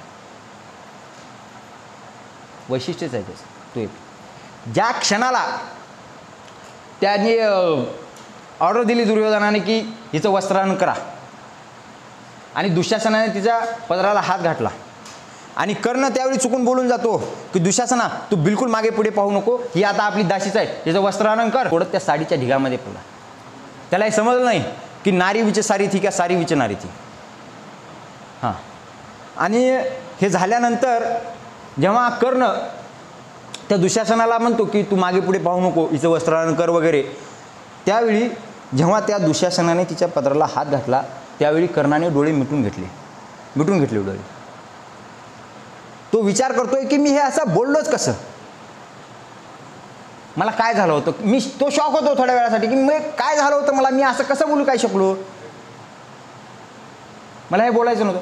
पण तो जो आहे तो घरी गेला आणि त्याने त्याच्या पत्नीला ऋषालीला हे सांगितलं की मी आज सहनच नाही करू शकत की मी हे असं बोललोच कसं. त्या द्रौपदीला त्या भर राज्यसभेमध्ये ओढत आणून तिचं असं म्हणजे तिचं वस्त्रहरण वगैरे करा, हे ज्या वेळेला मी सांगत होतो दुःशासनाला, किंवा ती मला कावळा म्हणाली होती आणि ती राजहंशी कशी दिसते हे पाहावं एकदा, म्हणून मी म्हणालो होतो दुःशासनाला की हिचं वस्त्रहरण करा. नाही, कारण ते जेव्हा सुरू झालं त्याने डोळे मिटून घेतले होते ना. मग कर्ण स्वतः शॉक होतो की हे मी असं कसं काय बोलू शकलो. त्याच्या जन्माचा जो गिल्ट होता की मी माझ्या जन्माचा कोण कुठला, त्याची माझी ती जखम आहे ती कोणीतरी असे बोच करून काढेल आणि मला किंवा कावळा किंवा सूतपुत्र म्हणेल, त्यावेळी माझं डोकं भडकतं आणि भडकलेल्या डोक्याने मग मी असा काहीतरी अविचाराचे कृत्य करून बसतो. माझ्या जन्माचा एक गिल्ट, मी कोण कुठला, आणि त्या गिल्टमधून घडलेलं हे कृत्य, आणि मग त्या कृत्याचा पुन्हा एक गिल्ट. एक गिल्टसाठी गिल्टच्या विशिष्ट जाळ्यामध्ये ओढले जातात कर्ण पुन्हा पुन्हा. असे कर्ण तेव्हाही होते, आताही आहेत. आणि हे कर्ण मग दुर्योधन शोधतात, कारण त्यांना कोणी उरत नाही. त्यांना भीष्म, द्रोण, विदुर, कृपाचार्य, कृष्ण, पांडव हे न मिळाल्यामुळे ते दुर्योधनाच्या मैत्रीत पडतात, त्यांच्या प्रेमात पडतात, त्यांच्या कयात जातात. आणि दुर्योधनाच्या प्रेमात पडतात म्हणण्यापेक्षा दुर्योधन तर कर्णांना शोधतच असतात, कारण दुर्योधनाची लायकी ना राज्य करण्याची, ना भावकी सांभाळण्याची, ना नाती जपण्याची. त्यांना हे माहीत असतं दुर्योधनांना की आपल्या संपूर्ण 100 कौरवांमध्ये भीम आणि अर्जुनासमोर टिकू शकेल किंवा त्यांच्याशी युद्ध करू शकेल असा कुणी नाही, तो हा आहे, कर्ण आहे. मग असे शूर दुर्योधन कर्णांना धरणार नाही, त्यांच्या कोट्यातली एक शीट अंगदेश त्यांना देणार नाहीत, आणि हे दिल्यानंतर त्यांना आयुष्यभर वापरून घेणार नाहीत. आणि कर्ण जो परिस्थितीने एवढा ट्रॅप झालेला, हा वापरू देईल, स्वतःला वापरू देईल, कारण दुसऱ्या कोणाला तो वापरायचा नाही आहे, दुसऱ्या कोणाला तो मान्यच नाही आहे, दुसऱ्या कोणाला त्याची ओळख नको, त्याची साथ नको, त्याची दोस्ती नको, त्याची दुश्मनी नको. मग हा असा कर्ण दुर्योधनाला सापडणार आणि दुर्योधन त्याचा वापर करणार. आणि कर्णांना हे माहिती असतं की माझे जे आत्तापर्यंत अर्जुनासमोर जे अपमान झालेले आहेत, की त्या पोपटाच्या ज्या वेळेला डोळा फोडायचा होता त्यावेळेला द्रोणाचार्याने मला विचारलं नाही, ते अर्जुनाने केलं. वारंवार माझे अर्जुनाकडून अपमान झाले. त्या रंगभूमीमध्ये मला त्यामध्ये सहभागी करून अर्जुनाशी द्वंद्वयुद्ध होऊ दिलं नाही. त्या विराट सभेमध्ये अर्जुनाने सर्व कुरुयोद्ध्यांना हरवलं. त्या स्वयंवरामध्ये मी जिंकणार होतो, पण त्या स्वयंवरानंतर अर्जुनाने जिंकलं. हे सगळे जे माझ्या आयुष्यामध्ये जिथे अर्जुनाकडून मला वारंवार पराभव पाहायला लागला, त्या अर्जुनाचा आणि माझा जगातल्या कुठल्या ना कुठल्या रणामध्ये तरी एक ना एक दिवस निश्चितपणे सामना होईल, आणि त्या दिवशी मी दाखवून देतो त्याला की मी कोण आहे. आणि त्या दिवसाची तो प्रतीक्षा करत असतो. आणि मग त्या दिवसाची प्रतीक्षा ती आला दिवस, तो महाभारताचं युद्ध पेटलं. हां, म्हणजे त्या द्यूतसभेमध्ये हेही ठरलेलं होतं की पांडवांना 13 वर्षाचा वनवास आणि त्यानंतर त्यांचं राज्य त्यांना परत द्यावं. पण दुर्योधन तयार होत नाही. हां, दुर्योधन म्हणाला की मी सुईच्या टोकावर जेवढी जमीन मावेल तेवढी मी त्या पांडवांना देणार नाही. मग कृष्ण, आता हे युद्ध पेटते विनाकारण, लाखो योद्धे मारले जातील म्हणून हा कृष्ण जातो कौरवांच्या सभेमध्ये शांतिदूत बनून आणि कृष्ण त्या दुर्योधनाला सांगतो की तू पांडवांना राज्य नको देऊ, ठीक आहे, त्यांना फक्त 5 गाव दे आणि मी हे युद्ध टाळून देतो. पण दुर्योधन ऐकत नाही. तो म्हणाला मी सुईच्या आग्रहावर जेवढी जमीन मावेल तेवढी सुद्धा ह्या पांडवांना देणार नाही. मग काय व्हायचं ते होऊ दे. मग आता शास्त्र संपले होते, आता शस्त्र उतरायची वेळ आलेली होती आणि मग युद्ध पेटलं. मग हे सगळे योद्धे जे आहेत ते कुरुक्षेत्रावर जातात. यावेळी भारतभूमीमध्ये प्रचंड योद्धे आहेत आणि काही योद्धे असे आहेत ज्यांना या युद्धामध्ये भाग घ्यायचं नव्हतं, पण नाविलाज होता, त्यांना कुठल्या ना कुठल्या तरी ध्वजाखाली लढावं लागणार होतं. आणि अशी काही योद्धे होते जे ह्या युद्धाची प्रतीक्षा करत होते, म्हणजे बर्बरीक असेल किंवा शिखंडी असेल, असे दुर्योधन असे बरेच योद्धे होते, कर्ण वगैरे, या युद्धाची प्रतीक्षा. आणि युद्ध पेटलं. मग हे जातात त्या कुरुक्षेत्रावरती लढायला आणि 18 दिवसाचं प्रचंड भीषण युद्ध आहे. आणि या युद्धामध्ये पहिले 10 दिवस कौरवांचा सेनापती पितामह भीष्म आहेत. पहिले 10 दिवस म्हणजे हे असं झालं रे की 50 ओव्हरची मॅच आणि 30 ओव्हर एकटाच खेळला. तो जिंकती नाही हारती नाही, रोज काहीतरी येतो, धाड धाड बाण मारतो, असं करतो तसं करतो आणि कंडिशन टाकतो समोर की मी असेपर्यंत कर्ण युद्धभूमीवर येणार नाही. आणि दुसरी कंडिशन ही टाकतो की मी पांडवांना मारणार नाही.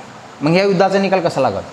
म्हणजे तो पांडवांना मारणार नाही, कर्णाला येऊ देणार नाही, मग इकडे कोणी जिंकत नाही, तिकडे कोणी हारत नाही, मग युद्ध हे 10 दिवस असंच जातं. मग हे गेल्यानंतर आता पितामह भीष्मांचा पराभव होणं शक्य नाही. अर्जुन काय करणार आहे त्याच्यासमोर? ते पितामह भीष्म म्हणजे बापाचा बाप आहे ना तो. मग आली एंट्री. हां, त्याने सांगितलं की हा असा आऊट होत नाही, याला LPW करायला लागतो, याला शिखंडी समोर आणायला लागतो. मग हा शिखंडी जो आहे तो अर्जुनाच्या रथावर चढतो. मग अर्जुनाच्या रथावर शिखंडी, मग ते शिखंडी आधी महिला होती शिखंडी, नंतर ते ॲप्लिकेशन होतंच तेव्हा ते असं डिश वगैरे करून त्याला पुरुष वगैरे केलं, काय मला माहीत नाही आता, पण ते तसं नंतर पुरुष झाला म्हणून. मग पितामह जे आहेत पितामह ते त्या शिखंडीला अजूनही महिला समजतात, म्हणून ते त्या शिखंडीवर हात चालवत नाही. म्हणून मग हे शिखंडी जो आहे तो अर्जुनाच्या रथाच्या समोर उभा. मग शिखंडी पडून हातवारे काय करतो आणि अर्जुन त्याच्या मागून बाण काय मारतो. मग या दगाबाजीमुळे पितामहांच्या पूर्ण शरीरावरती बाण मारलं जातं, पितामहांना पाडलं जातं. पितामह पडले. पितामह पडल्यानंतर या बाबाचं विचारचक्र सुरू झालं की आता उद्यापासून युद्ध भूमीवरती कर्ण येणार आहे आणि कर्ण बेकार आहे. तो अर्जुनाला मारू शकतो, भीमाला मारू शकतो आणि तो काहीही करू शकतो. हां, कारण अर्जुन कसा आहे हे कृष्णापेक्षा चांगलं कुणालाच माहिती नव्हतं. त्याने उभं केलं होतं त्याला बाबा युद्धासाठी गीता वगैरे सांगून. त्याने सांगितलं होतं अर्जुनाला की अर्जुना तू फक्त लढ जा, वाटल्यास तुझे पॅड बीड मी बांधून देतो. हां, तू फक्त उभा राहा जाऊन तिथं. हां, 2-4 बाउन्सर येतील, हलू नको, उभा राहा. हां, काही नाही तर लेग बायचे तरी रन निघतातच. कधी कधी कट लागून थर्डमॅनला बाउंड्री जाते. आपल्याला वाटतं की आपण मारलंय, आपल्याला म्हणजे लोकांना वाटतं की आपण मारले, पण आपल्यालाच माहिती असतं ते कट लागून गेले. हां, हे माहिती होतं ना कृष्णाला, म्हणून त्याने त्या युद्धासाठी अर्जुनाला उभं केलं गीता वगैरे सांगून. आणि आता कर्ण येणार आहे म्हणल्यानंतर कृष्ण जो आहे तो कर्णाच्या शिबिरामध्ये जातो. कशासाठी जातो की आता याला एकतर आपल्या पार्टीमध्ये आणू, आपल्या पक्षामध्ये भाजपमध्ये आणू, नाही आलं तर मग दुसरं त्याचं खचीकरण करू. महाकृष्ण जो आहे तो गेला एकांतामध्ये कर्णाला भेटण्यासाठी त्याच्या शिबिरात रात्री. मग गेल्यानंतर त्याला सांगतो तुला माहिती आहे तू कोण आहे, तू स्वतःला सूतपुत्र समजतोय वगैरे वगैरे, पण तुला माहिती आहे तू सूतपुत्र नाही आहे. तुझ्या आईचा शोध किंवा तुझ्या वडिलांचा शोध तू घेत आहेस आयुष्यभर, पण मी सांगतो तुला तू कोण आहे. आणि त्याचं जे आयुष्याचं सत्य होतं त्या कर्णाचं, हे सत्य कृष्ण त्याला आत्ता सांगतो युद्धभूमीवर आल्यानंतर. ते सांगतो तू की तो कोणते आहे, कोणते आहे म्हणजे कुंतीचा मुलगा आहे.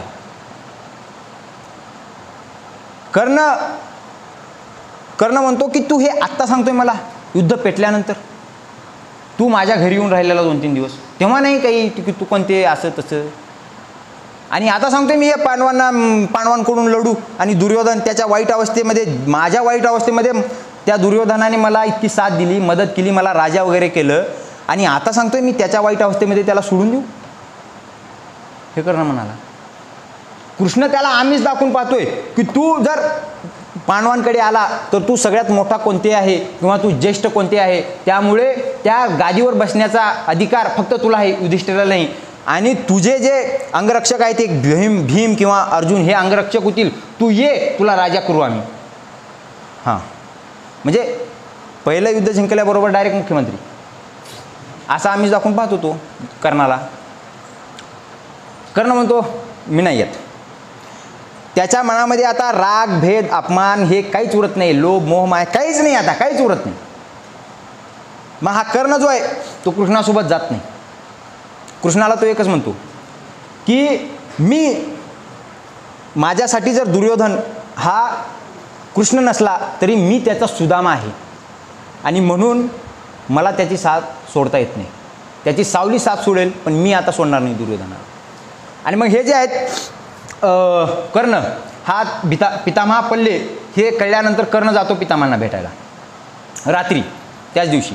मग रात्री गेल्यानंतर पितामहा त्याला जवळ बोलवतात आणि त्याला सांगतात की तू युद्ध करू नको, या पांडव आणि कौरव ह्या भावकीच्या लफड्यामध्ये तू पडू नको. आता तोही त्यांचा भाऊच होता.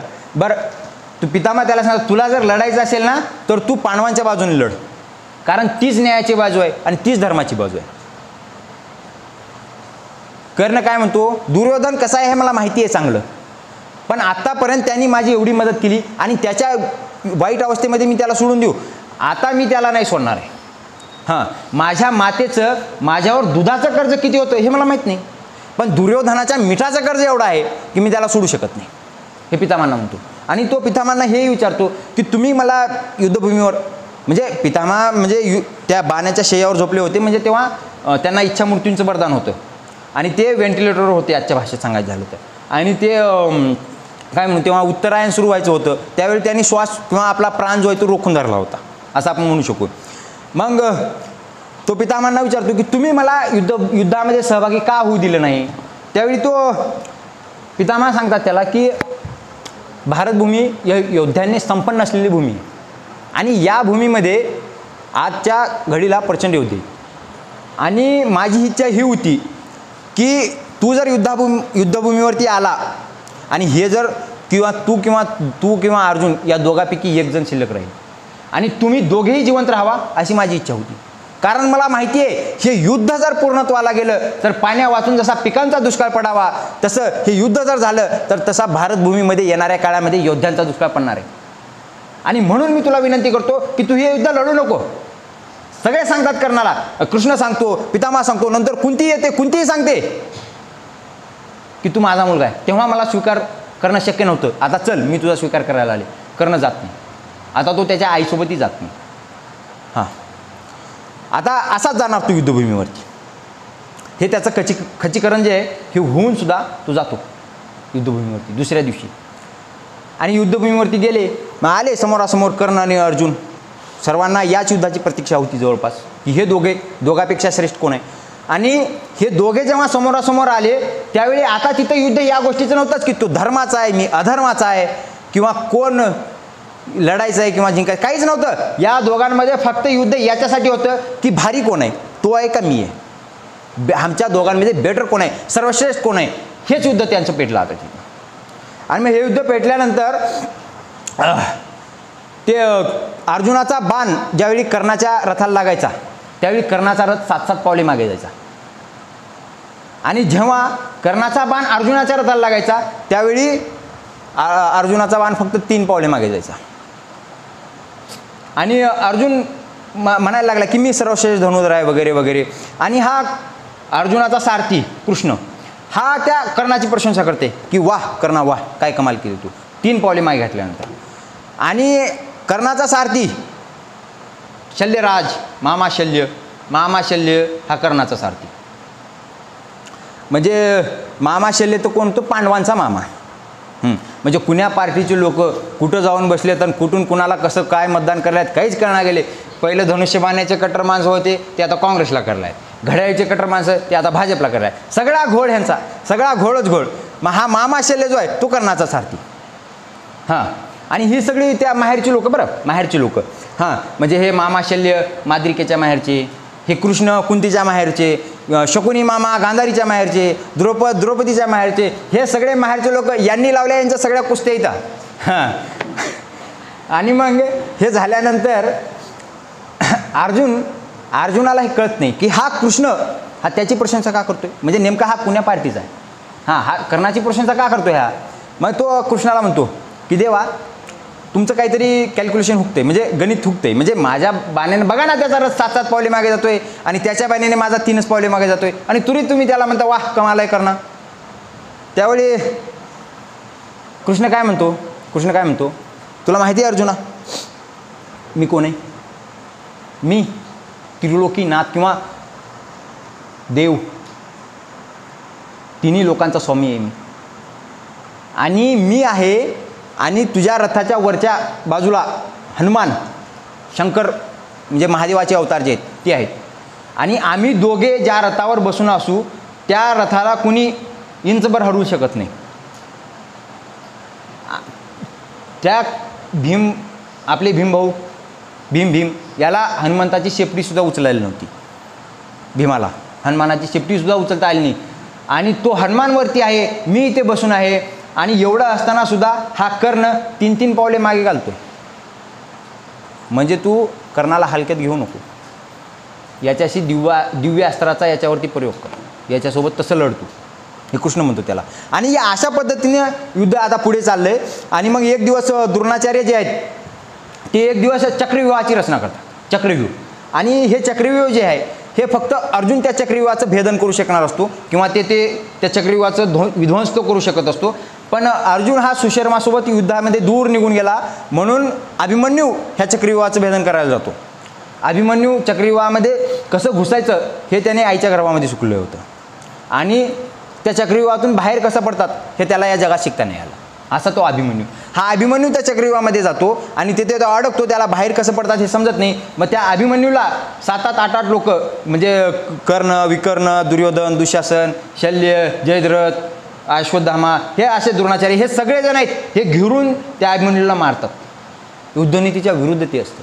असं 8 महारथी, रथी महारथी एका योद्ध्याला घेरून मारणं हे युद्धनीतीच्या विरुद्ध असतं.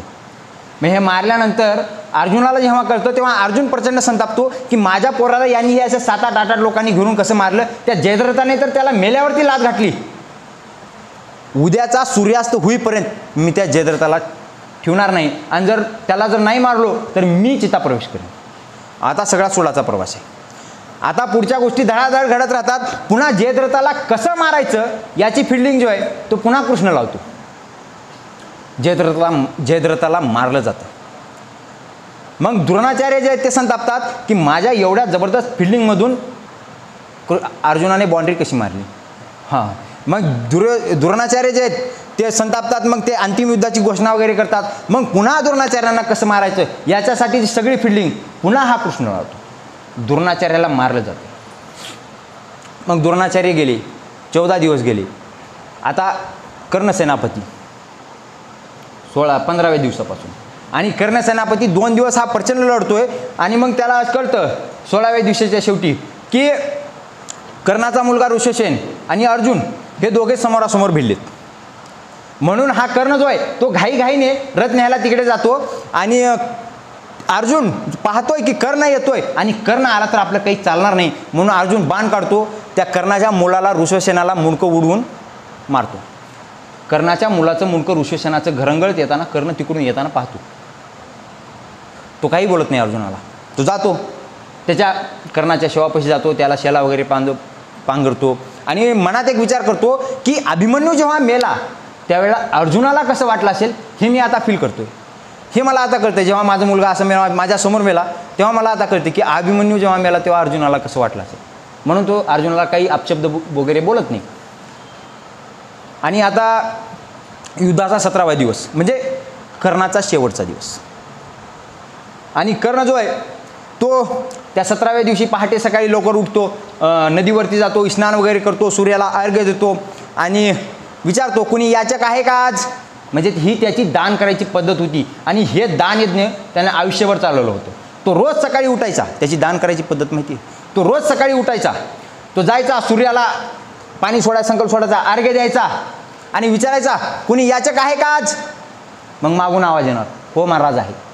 आणि मागून आवाज आल्यानंतर हा मागे न फिरता किंवा न पलटू पाहता तसाच थांबून विचारायचा, तो बोला काय पाहिजे तुम्हाला.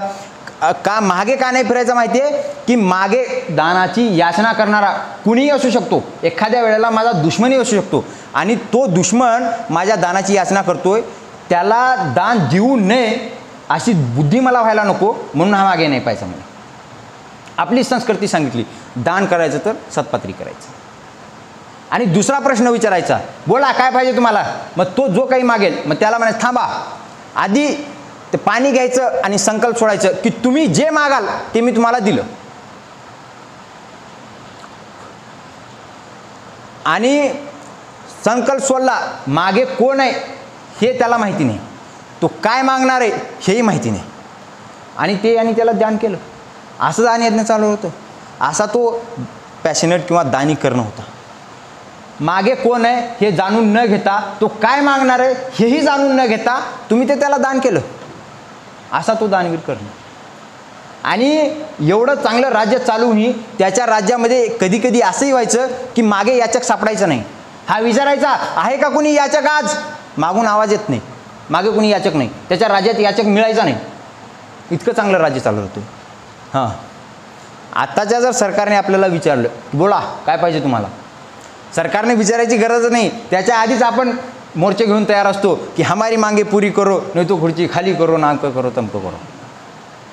आणि कर्णाच्या राज्यामध्ये याचक सापडत नाही, असं राज्य. मग हा त्या युद्धभूमीच्या 17व्या दिवशी त्या युद्धभूमीवरती त्या पाण्याला अर्घ्य देतो पाण्याचं, आणि विचारतो कुणी याचक आहे का आज. मागे ब्राह्मणांच्या वेशामध्ये इंद्रदेव उभे,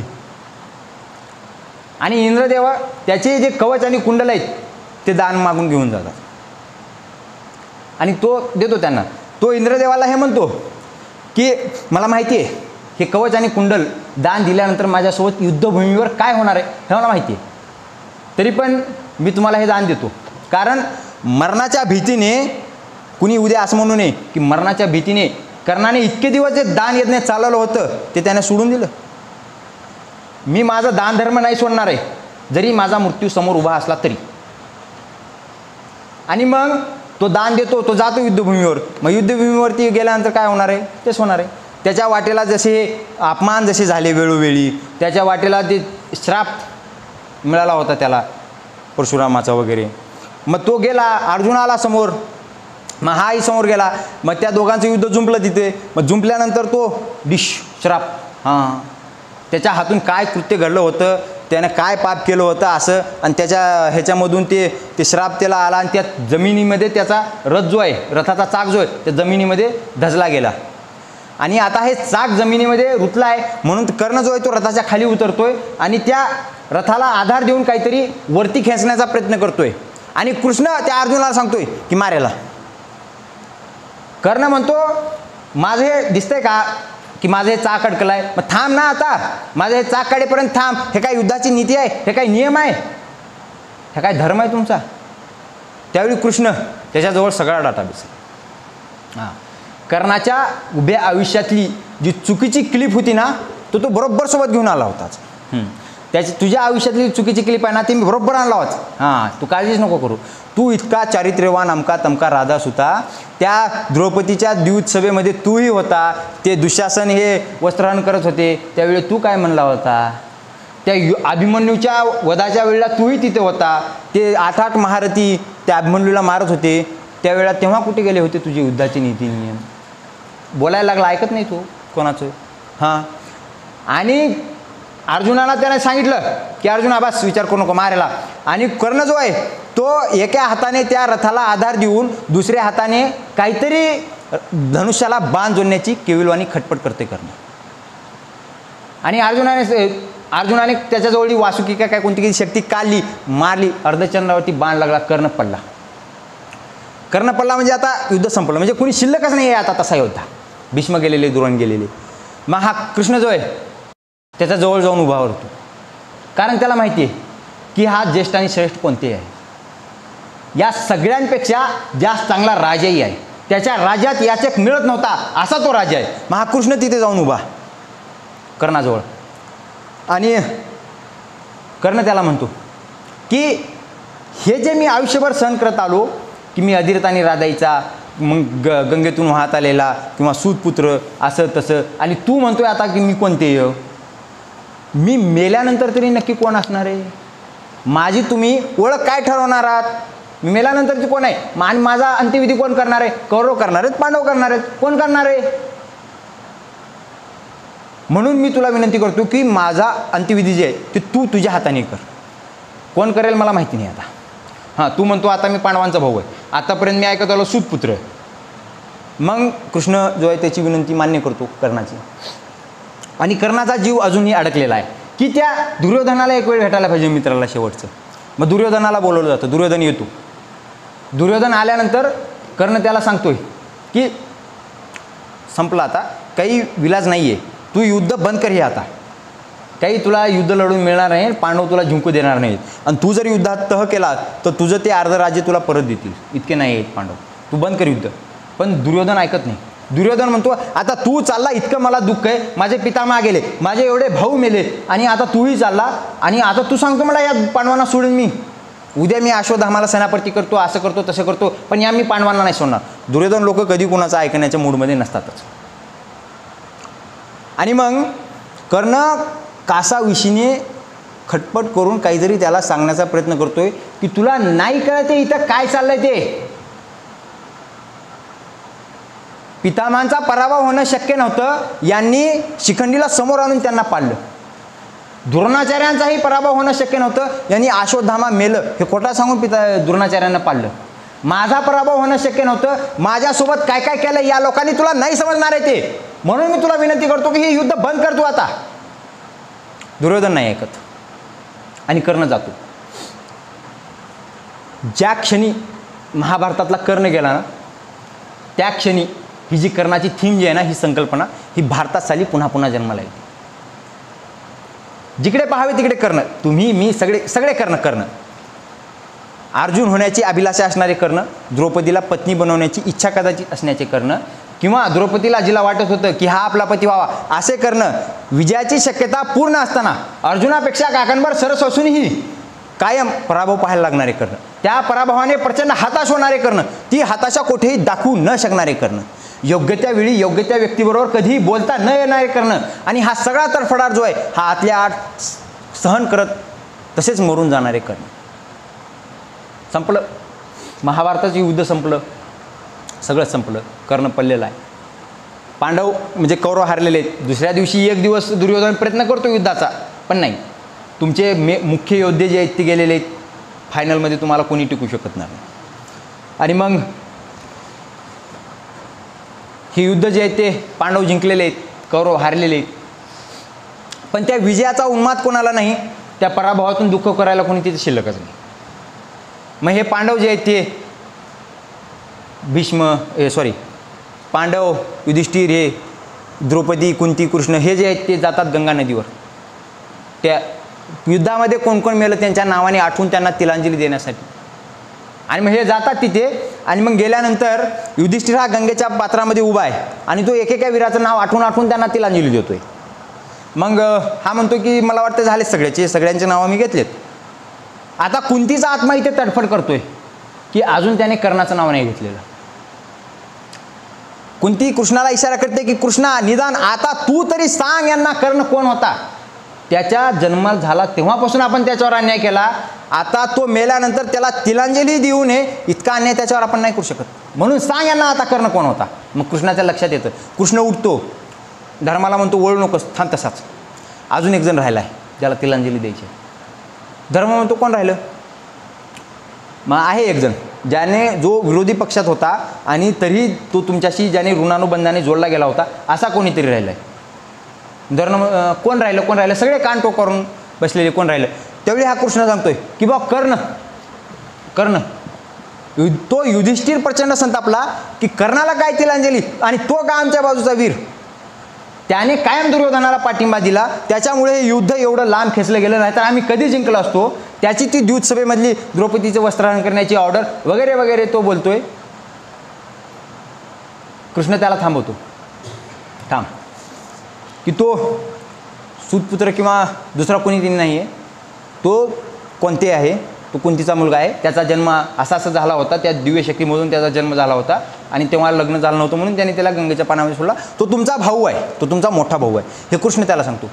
आणि जेव्हा हे पांडव ते ऐकतात की हा आपला भाऊ आहे, त्यावेळी हे सगळे पांडव एकदम शॉक होतात. एकदम यांना आत्ता आठवतं की कर्ण होता. कर्ण हा कोणतेही होता, कोणतेही, हा आमचा भाऊ होता आणि याच्याशी आम्ही आयुष्यभर कसं वागलो. भीमाला आठवतं की आपण यज्ञाच्या वेळेला याच्याशी एक दिवस काही युद्ध खेळ, याला आपण म्हणलं होतं, केलं का नाही तुला स्वतःसारखा सरळ. द्रौपदीला आठवतं की आपण यज्ञाच्या वेळी याला कावळा किंवा राजहंसिनी म्हणलो होतो, कावळा म्हणलो होतो. सगळ्यांना आठवतं, अर्जुनाला आठवतं, सगळ्यांना आठवतं. हा युधिष्ठिर जो आहे तो त्या पात्रात उभा आहे सूर्य आर्घ्य घेऊन, त्या तिलांजली देण्यासाठी. आणि हा युधिष्ठिर तो आर्घ्य घेतो आणि म्हणतो की हे माझ्या ज्येष्ठ आणि श्रेष्ठ कोणते या, तुझ्या पराभवाची कामना जी मी केली आणि मी जो विजयाच्या उन्मादात राहिलो, हे माझे ज्येष्ठ आणि श्रेष्ठ कोणते या, तुला माझ्या परिवारासहित तिलांजली देतो आहे. ते तिलांजली देतो, तो पाणी खाली पडतं, त्याच्या आत युधिष्ठिर खाली कोसळलेला असतो. आणि हे सगळे पांडव तिथे बसलेत त्या कर्णाच्या आठवणीत. आणि कर्ण गेलेला आहे, यांना सगळ्यांना कळलेलं आहे, पण आता कर्ण गेलेला आहे. आणि कर्ण गेला आणि कर्ण शिल्लक राहिला. कर्ण शिल्लक राहिला. तुमच्या माझ्या महाभारत वाचणाऱ्याच्या प्रत्येकाच्या मनामनात तो शिल्लक राहिला. आपल्याला तो फेवरेट वाटत गेला. कारण कर्ण अर्जुन होणं फार कठीण होतं. प्रत्येक क्षेत्रातले अर्जुन हे ठराविक असतात. प्रत्येक युद्धामध्ये जिंकणारे अर्जुन हे गिणीचुणे असतात रे. आपल्या विद्यार्थ्याच्या दृष्टीने ते परीक्षेचे युद्ध असेल, कोणाच्या खेळाडूच्या दृष्टीने ते खेळाचे युद्ध असेल, कोणाच्या कामाचं असेल, कोणाच्या जॉबचं असेल, कोणाच्या बिझनेसचं असेल, कोणाच्या युद्धाचं असेल, कोणाच्या आयुष्याचं असेल, कुठलेही ही सगळे युद्ध आपापल्या परीने आपण लढत असतो. यामध्ये गॅरंटी नसते की आपण अर्जुन होऊ. अर्जुन नेहमी मोजक्या संख्येने असतात, आपण अर्जुन नसतोच. मॅक्झिमम वेळेला आपण कर्ण असतो आणि म्हणून कर्ण आपल्याला हवा असं वाटतो, कर्ण आपल्याला फेवरेट वाटतो. बहुतांश वेळेला आपल्याला हेही माहिती असतं की तो ज्या पदावर बसले ना, त्या पदावर बसण्याचा खरा अधिकारी मी आहे, पण आपल्याला ते पद भेटत नाही, त्या पदावर आपल्याला बसवलं जात नाही. बहुतांश वेळेला क्षमता पूर्ण असते, योग्यता पूर्ण असते, त्या परीक्षेमध्ये उत्तीर्णही होतो, त्या स्पर्धेमध्ये चांगले गुणही मिळतात, पण आपली जात त्या आरक्षणात येत नाही आणि म्हणून आपल्याला त्या जॉब लागत नाही, ती नोकरी लागत नाही. काही वेळेला दुर्भाग्य असं असतं, बॅड लक म्हणा, दुर्भाग्य म्हणा, की क्षमता पूर्ण असतानाही आपल्याला ते खेळामध्ये तो विजय मिळत नाही. उदाहरण पाहायचं झालं तर RCB गेल्या 17 वर्षात RCBला एकदाही ट्रॉफी जिंकता येऊ नये. हा विनोदाचा विषय नाही आहे, हा सिरियस घेण्याचा विषय आहे. कोण शंका घेणार त्या RCBच्या खेळाडूंवरती? जगातले टॉपमोस्ट खेळाडू ते RCBमध्ये होऊन गेले, Virat Kohli, Chris Gayle, AB de Villiers वगैरे वगैरे, आणि तरीही त्यांना एकदाही ती ट्रॉफी जिंकता येऊ नये. पण माझा सल्यूट आहे त्या RCBच्या फॅन बेसला. दरवर्षी येतात, त्याच जोशात येतात, त्याच आवेशात येतात, त्याच फॉर्ममध्ये येतात. ई साला कप नमदे, कप भेटत नाही, ती निराशा घेऊन ते लोक परत जातात. दुसऱ्या वर्षी पुन्हा त्याच जोशात येतात, तीच निराशा घेऊन परत जातात. दुर्भाग्य असतं. आणि म्हणून माझी विनंती आहे तुम्हाला की आयुष्यामध्ये काही बना, काही कर्ण बनू नका. कर्ण बनायला नाही परवडत. कर्णाला जितका तडफडाट सहन करावा लागला तितका आपण सहन नाही करू शकत. तितकी आपल्यामध्ये क्षमता नाही आहे, तितकी योग्यता नाही आहे आपल्यामध्ये. हां, एक वेळ अर्जुन नाही बनता आलं चालेल, नकुल सहदेव बना. एक वेळ दुर्योधन कर्णासारखा मित्र मिळाला तर दुर्योधन म्हणा, कर्ण बनू नका. एक वेळ कर्णासारखा पुत्र मिळाला, कुंती म्हणा, पण कर्ण बनू नका. कारण तसा अपमान जो आहे तो आपण सहन नाही करू शकत. एखाद्याच्या पंक्तीमध्ये जर आपला अपमान झाला तर तिथे बसून आपण नाही जीऊ शकत, म्हणून कर्ण बनू नका. आणि कर्ण बनायचं असेल तर काही गोष्टी ठरवून टाका. आपल्याला आपल्या आयुष्याचं रहस्य कळल्यानंतरही ते रहस्य कोणापुढे सांगायचं नाही, आणि ते सांगितलं तर आपल्या मातेची बदनामी होईल, म्हणून ते रहस्य सांगायचं नाही, हे ठरवून टाका. आणि तो न सांगता तसाच मिळाला. आपला मित्र हारणार आहे हे माहिती असताना सुद्धा त्याच्या पाठीमागे खंबीरपणे उभे राहायची हिंमत असेल तर बना कर्ण. आपला लहान भाऊ सर्वश्रेष्ठ धनुर्धर बनावा यासाठी आपलं स्वतःचं कवच आणि कुंडल दान द्यायची दानत असेल तर बना कर्ण. किंवा आपल्याला आपल्या पार्टीतून फोडायला देव येईल, देव, तरी त्या देवासोबत जायचं नाही, हे ठरवून टाका. ज्या कुंतीने त्या कर्णाला जन्म झाल्यानंतर की समाज आता काय मान्यता दिली या मुलाला म्हणून त्याला गंगेच्या पाण्यामध्ये सोडलं, आणि सोडल्यानंतर जेव्हा कर्ण गेला त्यावेळी त्या कुंतीला डिक्लेअर करावं वाटलं की कर्ण कोण होता, आणि त्या कृष्णाला इशारा करते की जा कृष्णा सांग यांना कर्ण कोण होता, आणि तो कृष्ण जो आहे तो सांगतो की हा तुमचा भाऊ होता. मग या सगळे पांडव त्या कुंतीकडे पाहतात आणि ती गोष्ट आता कुंती मान्य करते, कारण आता आपला तो असा पुत्र होता याची कुंतीला सुद्धा लाज वाटत नाही. इतना सहने का ताकद रखते हो तो बन जाओ कर्ण. सगळ्यांना सगळं कळलेलं आहे, म्हणजे द्रौपदीला कळलं, भीमाला कळलं, युधिष्ठिरला कळलं, सगळ्यांना कळलं, सगळ्यात शेवटी कळलं. आणि जेव्हा कळलं तेव्हा कळून काही उपयोग नव्हता, कर्ण निघून गेला होता खूप दूर, कधीही न परतण्याच्या मार्गावरती. शिल्लक उरली होती फक्त प्रचंड सहानुभूती, आणि ही अशी शांतता त्या कर्णाच्या मृत्यूनंतर कुरुक्षेत्रावर निर्माण झालेली, त्या धर्माने ती तिलांजली दिल्यानंतर त्या गंगेच्या काठावर निर्माण झालेली, आणि आपण जेव्हा ती पुस्तकं वाचतो तेव्हा आपल्या रूममध्ये निर्माण झालेली किंवा आपल्या व्याख्यानाच्या ठिकाणी निर्माण झालेली सहन न होणारी शांतता. आणि मग या शांततेत आपण आपापले कर्ण पाहतो. जेव्हा आपण कृष्ण वाचू त्यावेळेला आपल्यातला कृष्ण दिसणार नाही, दुर्योधन वाचू तेव्हा दुर्योधन दिसणार नाही. तितके आपण नालायक नाही, तितके आपण श्रेष्ठ नाही, आपण मधले आहोत, आपण कर्ण आहोत. आणि म्हणून या कर्णाच्या वाटेला प्रचंड सहानुभूती, आणि इतक्या मोठ्या युगपुरुषाला इतकी प्रचंड सहानुभूती मिळावी हा कर्णाचा सगळ्यात मोठा पराभव होता. असे कर्ण तेव्हाही होते, आजही आहेत.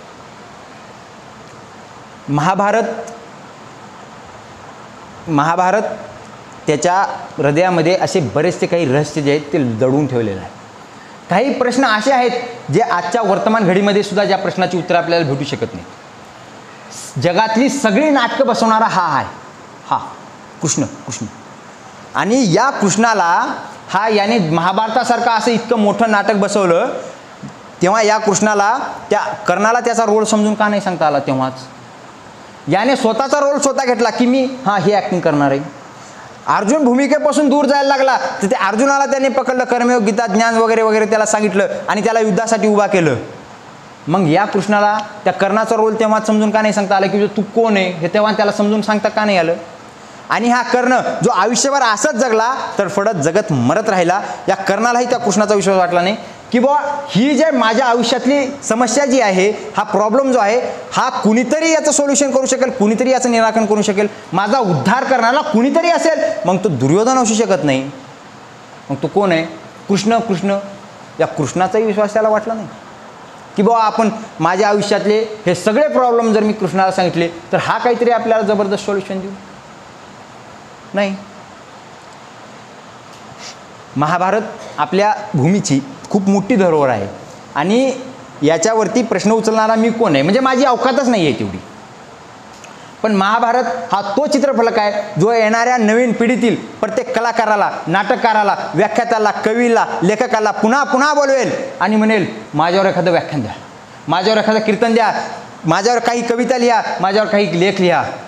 कारण इतकी अद्भुत आणि आश्चर्यजनक घटना जी आहे जगाच्या पाठीवर कुठेच नाही घडलेली. हा जो कर्णाचा तडफडाट होता आणि त्याच्या डोक्यामध्ये कायम जो एक प्रश्न घोंगावत राहिला, तो रुंजी घालणारा एकच प्रश्न की मी कोण.